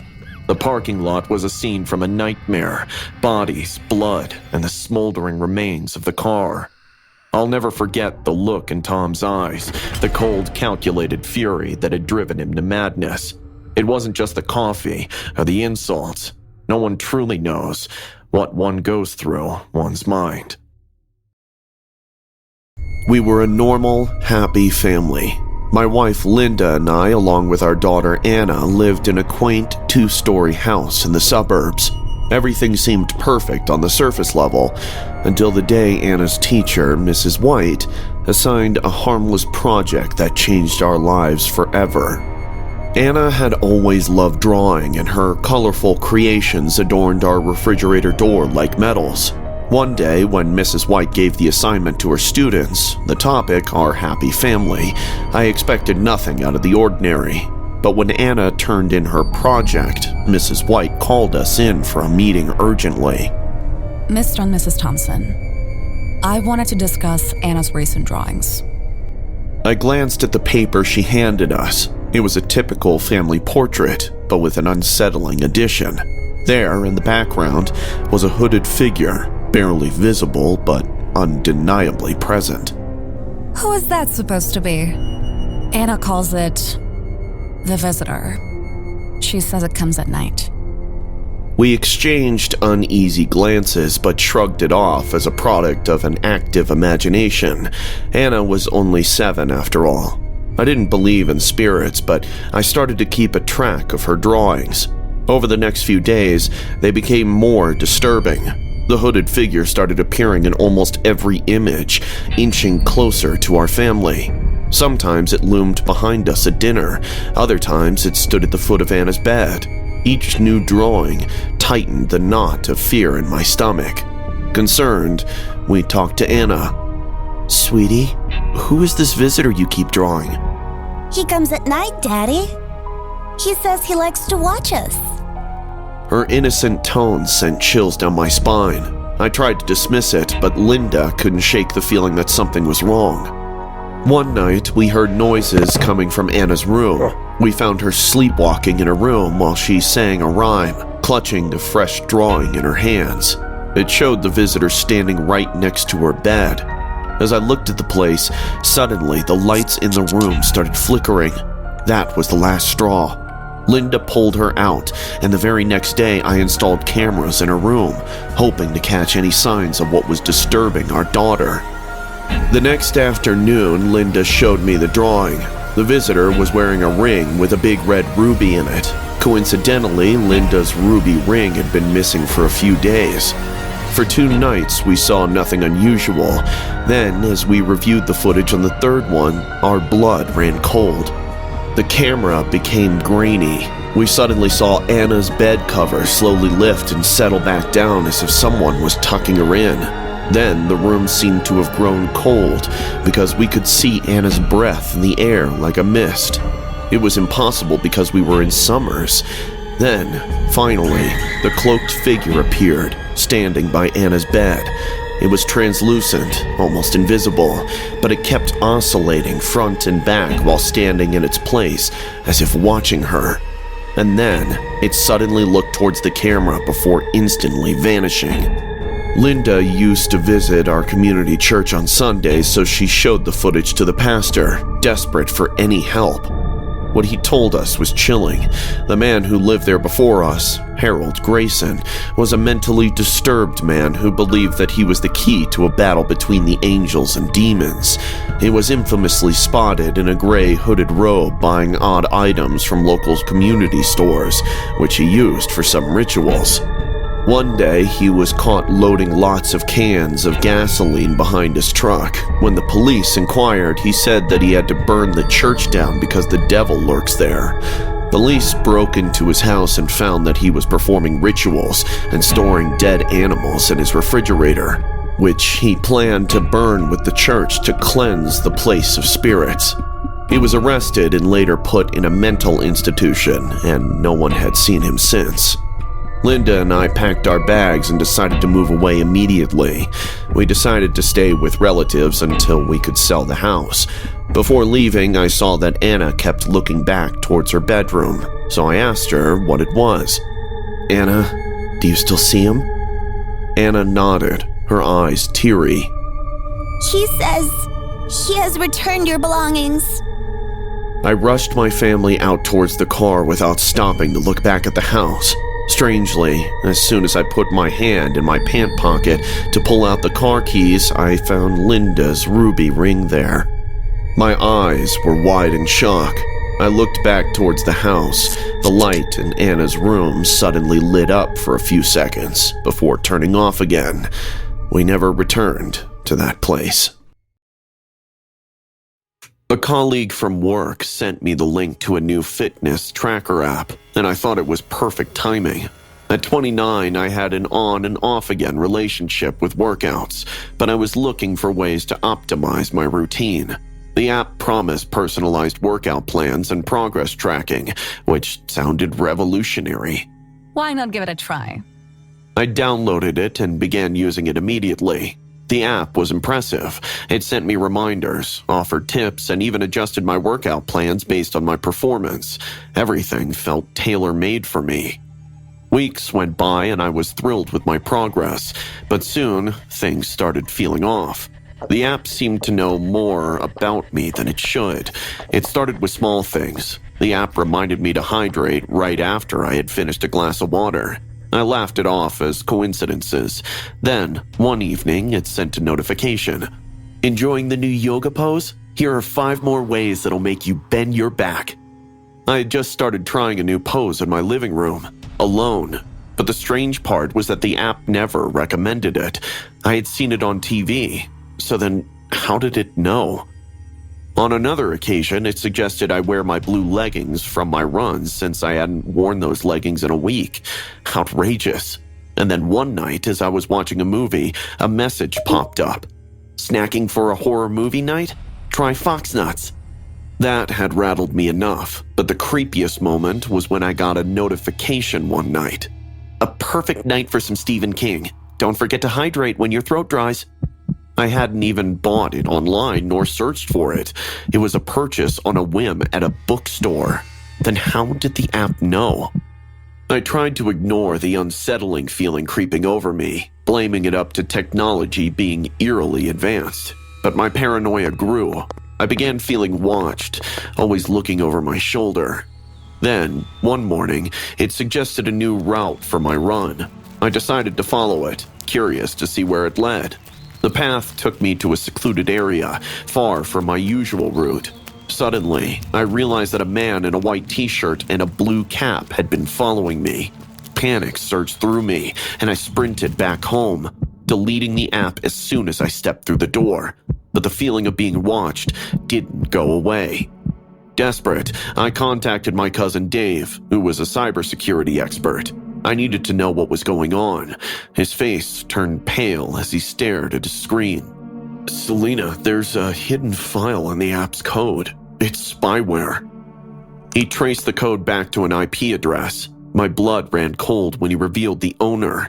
It was the IT guy from my office, Mark, who had recommended me the app.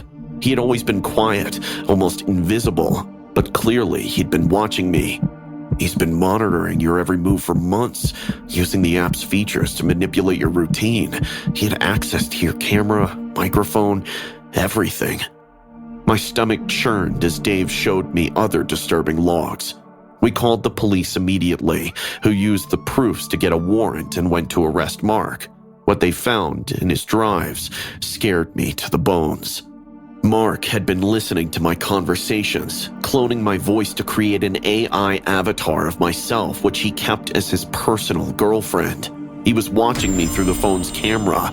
There were folders filled with my private pictures and videos, including moments I thought were completely between me and the guy I was in a long-distance relationship with.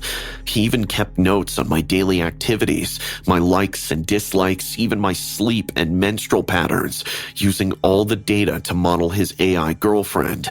The amount of data he had collected on me was horrifying. He had detailed logs of everything. What I ate, where I went, who I spoke to. He even recorded videos of me in my own home without my knowledge. How could I have been so blind? No one could have seen this coming. The sense of violation was overwhelming. I couldn't believe someone I saw almost every day at work had been doing this to me. The police assured me that they would prosecute him to the fullest extent of the law, but the damage was done. I felt exposed, vulnerable, and utterly terrified. Privacy, I realized, is a joke in this world. I just wish that no one else has to endure the horrors that I went through. The 4th of July had always been a special day for us. This year, we decided to celebrate with a campfire and barbecue in the woods. The location was infamous, known as the Suicide Forest, because of the numerous suicides reported there over the years. We joked about it, not taking the rumors seriously. There was me, Lauren, and my friends, Emily, Jessica, and Sarah. We were all a close-knit since high school. The evening started perfectly. We found a clearing, set up our campfire, and began roasting marshmallows and grilling hot dogs. The forest was eerily quiet. The only sounds were our laughter and the crackling fire. Did you know they said this forest is haunted by the spirits of those who died here? Oh, come on, Em. You don't really believe that, do you? I heard they wander around. I laughed nervously, but a part of me felt uneasy. The darkness seemed thicker. The first sign of trouble came when we heard rustling in the bushes. We froze, listening intently. It was probably just an animal, but the sound was too deliberate, too human-like. It's just the wind, right? Maybe, but it doesn't sound like the wind. Jessica got up and shone her flashlight into the trees. The beam cut through the darkness, revealing nothing but dense foliage. She turned back, shrugging. See? Nothing there. Suddenly, the flashlight flickered and died. The fire seemed to dim at the same moment. We huddled closer. The fear was palpable. Then, the smell hit us, a rancid, decaying odor like rotten flesh. Sarah gagged, covering her nose. What is that? It smells awful. Out of the corner of my eye, I saw a figure standing at the edge of the clearing. Tall, thin, almost skeletal, with hollow eyes that seemed to bore into my soul. I blinked, and it was gone. Did you see that? See what? I pointed, my hand shaking. There was something there, I swear. The laughter had died down. We were on edge, every sound magnified in the silence. Then the whispers began, soft, unintelligible murmurs that seemed to come from all around us. Who's there? Show yourself. The whispers grew louder, more insistent. Panic set in, and that is when I felt a cold hand on my shoulder. But when I turned, there was no one there. My heart pounded in my chest. The fire suddenly flared up, casting grotesque shadows on the trees. We screamed as we saw the figure again, this time closer. Its face was twisted, eyes hollow and empty. It moved towards us, its limbs jerking unnaturally. Run! Get out of here! We scattered, running blindly into the forest. I tripped over a root, falling hard. Pain shot through my ankle, but I forced myself to get up. I could hear Emily and Jessica screaming somewhere in the darkness. Branches clawed at my skin, leaving deep scratches. The smell of decay grew stronger. I stumbled into a small clearing and saw Emily. She was standing still, her eyes wide with terror. Before I could reach her, something unseen dragged her into the darkness, and her scream was cut off abruptly. Emily! I felt a sharp pain in my side. Looking down, I saw deep, bloody scratches, as if made by claws. I stumbled back, trying to find my friends. The forest seemed to close in on me, and the towering trees were menacing. I heard Sarah crying nearby. I found her huddled against a tree, her face pale with fear. Sarah! We need to go back! Now! We supported each other, limping through the forest towards our car, which we had parked half a mile away. The whispers followed us, growing louder. Just as we got a glimpse of the road, the figure appeared again, blocking our path. Its mouth opened in a silent scream, and the air around us grew cold. That is when Jessica appeared out of nowhere, grabbing a branch and swinging. It passed right through the figure, but it distracted it long enough for us to run. We finally burst out of the forest, collapsing onto the road. Jessica joined us, and even though we called for Emily, we couldn't hear her anymore. The dawn was breaking. We had crossed a ranger station not far from where we were, so we immediately drove for help. The rangers took about 2 hours before they found Emily passed out near our campsite. She was badly bruised as well, but very much alive. We had made it out, but the horror of that night was etched into our minds forever. To this day, we don't really know what the figure was or why it attacked us, but I wouldn't venture in those woods again to find it out. I'd always been cautious about dating apps, but when Brock's profile popped up, there was something endearing about his awkward smile and honest bio. We had exchanged messages for weeks, and I felt an inexplicable connection. That's why, when he asked me to dinner at McDonald's, of all places, I found it quirky rather than off-putting.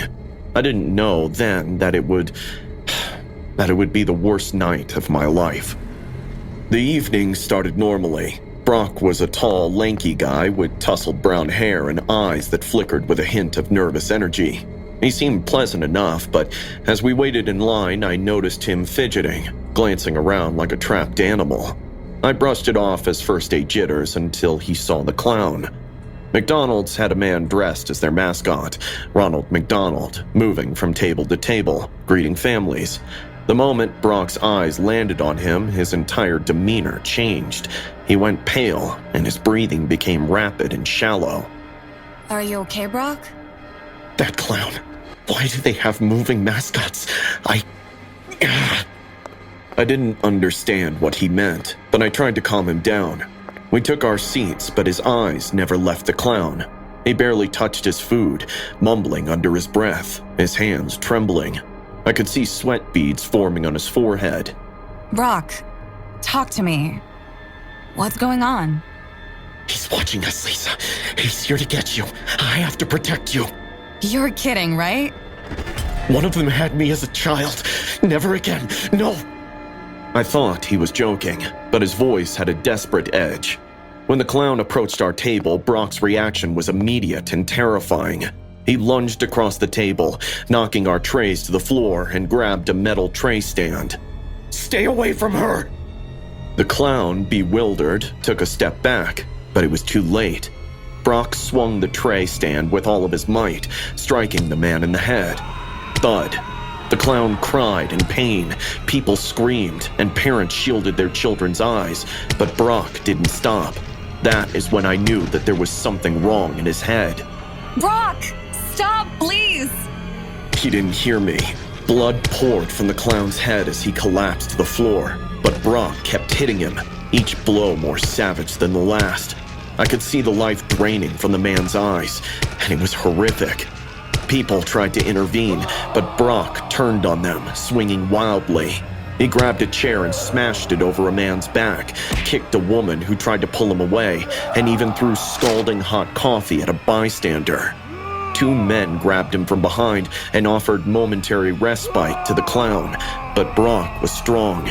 He pushed his weight on one man and crashed him into the wall, setting himself free. He then punched the other guy in the face, knocking him out cold. Then he looked at the bleeding clown and lunged at him, sitting atop his chest and hammering punches on the poor man's face again and again. The restaurant was in chaos, with screams and cries filling the air. Brock, stop! You're hurting people! I tried to pull him back, but his strength in that moment was monstrous. He shoved me away and I hit the ground hard, my head snapping back. Pain exploded in my skull, and I felt a warm trickle of blood down my neck. I knew I had to call for help. My vision blurred as I fumbled for my phone, dialing 911 with trembling fingers. I didn't really hear what the operator said. I watched Brock continue his rampage. He had grabbed a knife and was stabbing the clown's lifeless eyes while yelling out loud. It was beyond gruesome. It was a nightmare come to life. I could hear sirens in the distance, but it felt like they were taking forever. When the police burst in, Brock was still in his frenzy.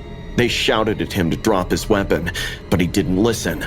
It took several officers to subdue him, wrestle him to the ground as he screamed about the clown coming for us.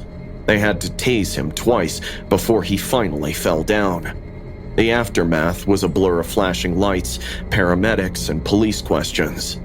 Newspapers later reported that Brock had been diagnosed with schizophrenia as a child. He had a profound fear of clowns, stemming from a traumatic incident.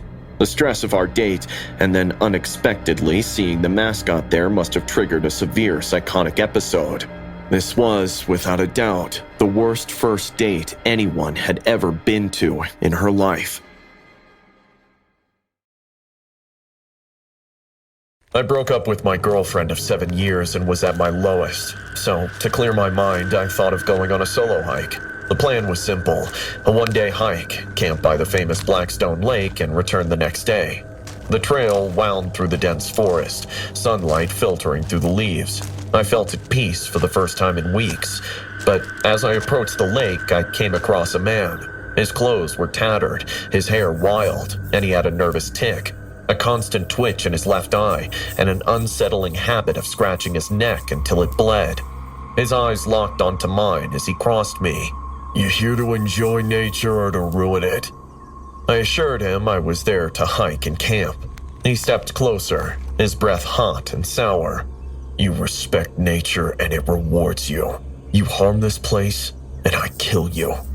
I laughed, only to realize that he looked dead serious. He stared at me a moment longer before turning and disappearing into the woods.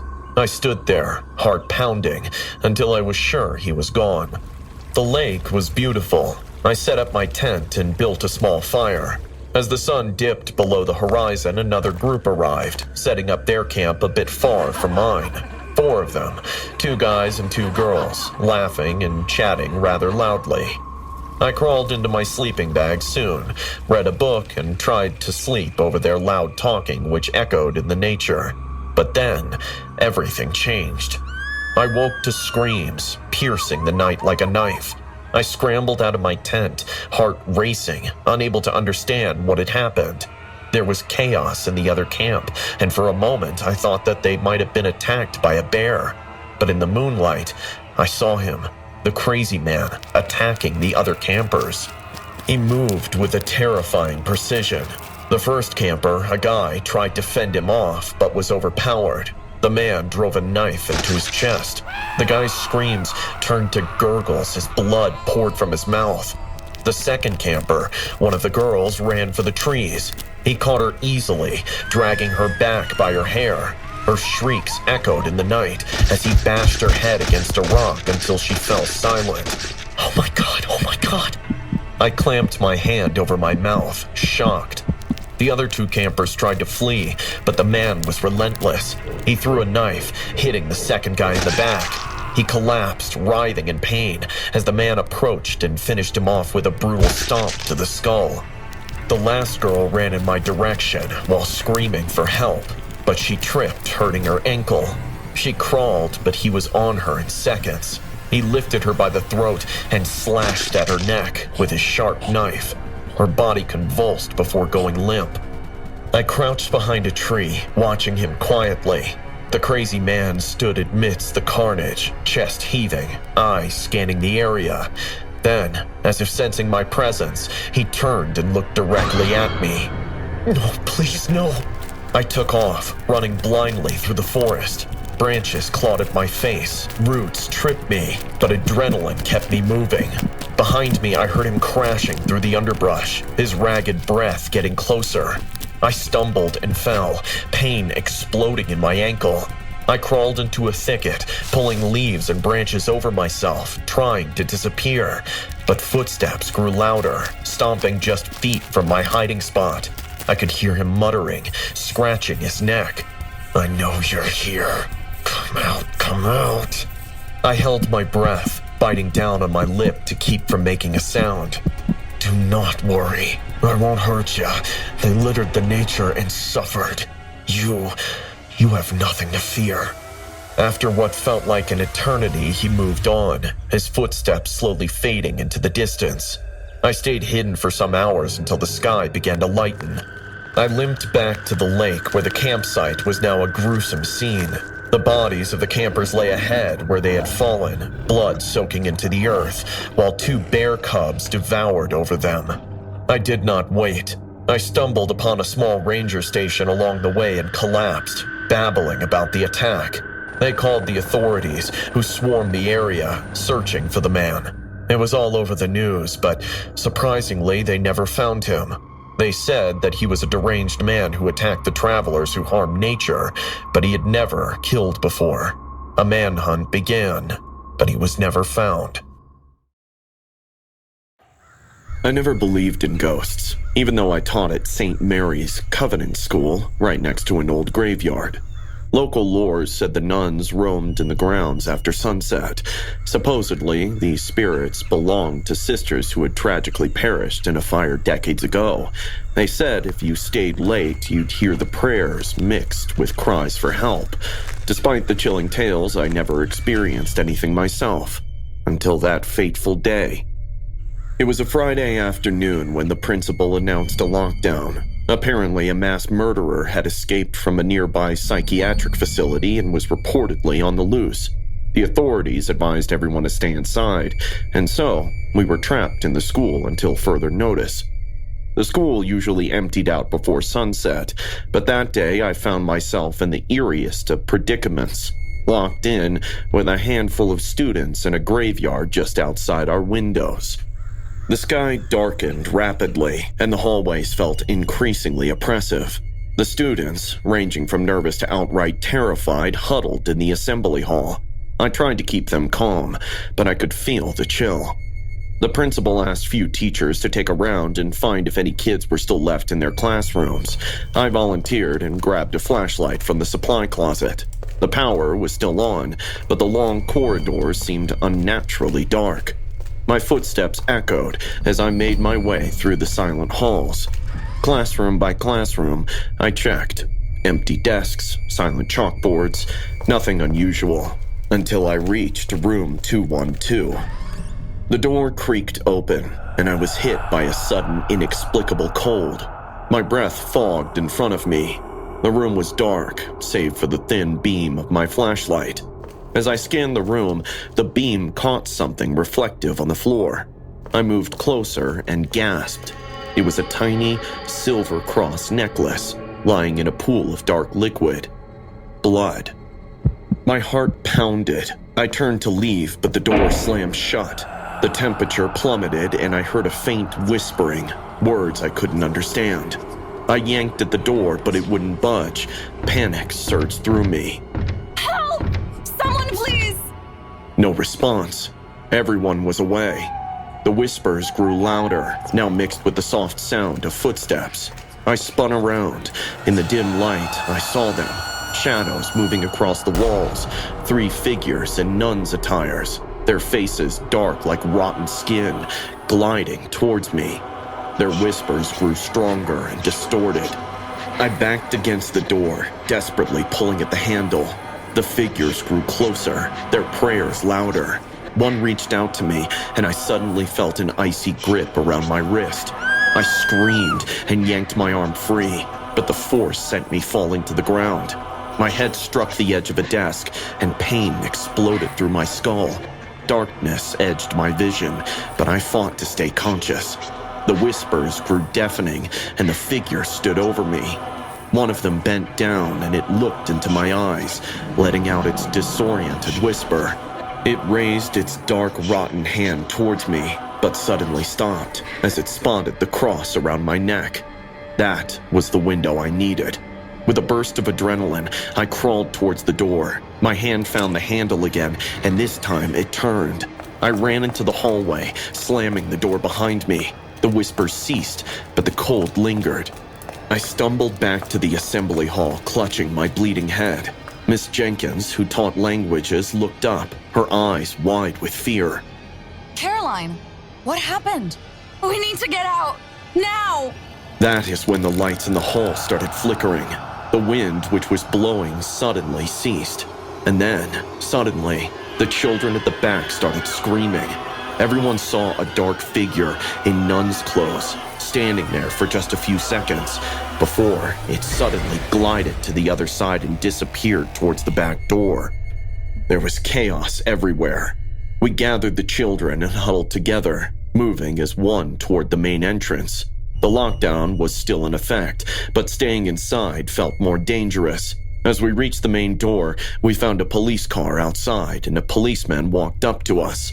"Everyone stay calm, we're here to evacuate you." They informed us that the escaped murderer had been caught very close to the school, but everyone was safe. Relief washed over us. We filed out, the cold night air biting but welcome. I glanced back at the school, its dark windows like eyes watching us leave. The local lores no longer seemed like mere stories. I left St. Mary's Covent School shortly after that night. I took a solo trip to a quiet island close to Hawaii, craving some peace and solitude. The island was a paradise, untouched by the usual tourist rush.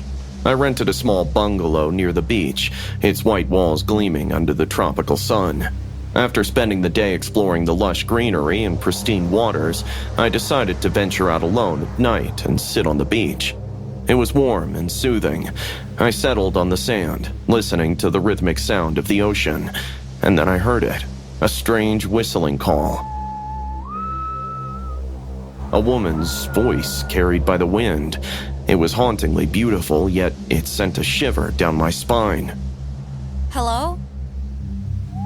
Is anyone there? The whistling stopped suddenly.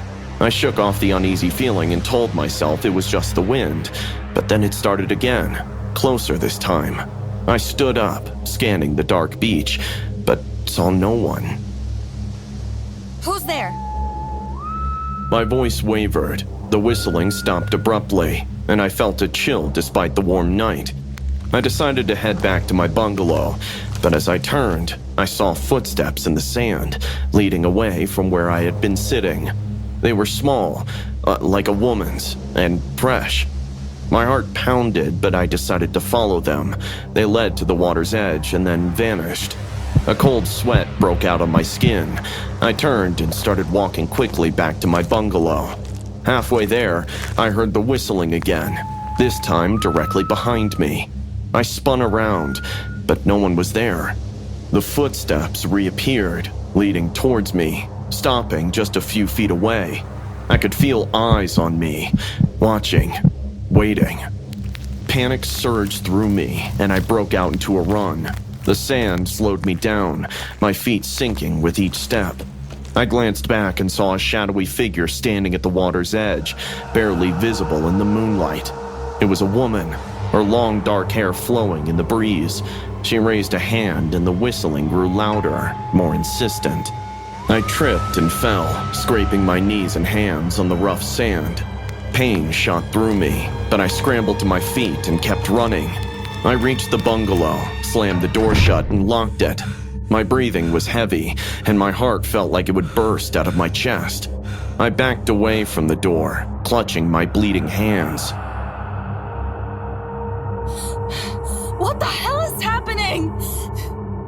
I stumbled into the bathroom to wash my wounds. The tap water was icy cold, and the shock of it calmed me slightly. As I cleaned the scrapes, I heard the whistling again, muffled but clear. I froze, staring at my reflection in the mirror. Behind me, the shower curtain moved slightly, as if someone had brushed against it. Slowly, I turned, holding my breath. The curtain stopped moving. I reached out with a trembling hand and yanked it aside. Nothing. The whistling stopped. I backed out, but this time, as soon as I looked into the mirror, instead of my reflection, I saw a woman. Skin parched like charcoal, eyes bloodshot red, dark long hair floating in the air, and teeth like scissors. I froze, unable to believe my eyes. The woman opened her mouth to say something, and that is when I started hearing the whistling again. I yelled at the top of my voice and ran from the bathroom. The room suddenly felt suffocatingly small. I made my way to the living room and turned on all the lights. The brightness was a relief. I sat on the couch, knees drawn to my chest, and tried to think. My mind raced, searching for a rational explanation, but came up empty, and then I fainted. I was woken up by an elderly staff lady who found me shivering. She offered me a blanket and comforted me. It was then I started recounting the night's events. Her face grew graver as she quietly listened to me. You heard the Naupaka Maiden. It's a century-old legend. She was a woman who lost her love to the sea and roams the island. It is rumored that she is heard by people before they would drown themselves. Those who hear her are said to be in great danger. Despite what you might think, she must have saved you last night at the beach. My heart pounded in my chest. I couldn't believe that the spirit of whatever I saw had actually saved me somehow. I followed the old maid that afternoon, who took me for a short hike close to the bungalow, atop a small hill. There was a shrine, which the locals had dedicated to the Naupaka Maiden. I offered flowers and lit a candle there, offering her peace.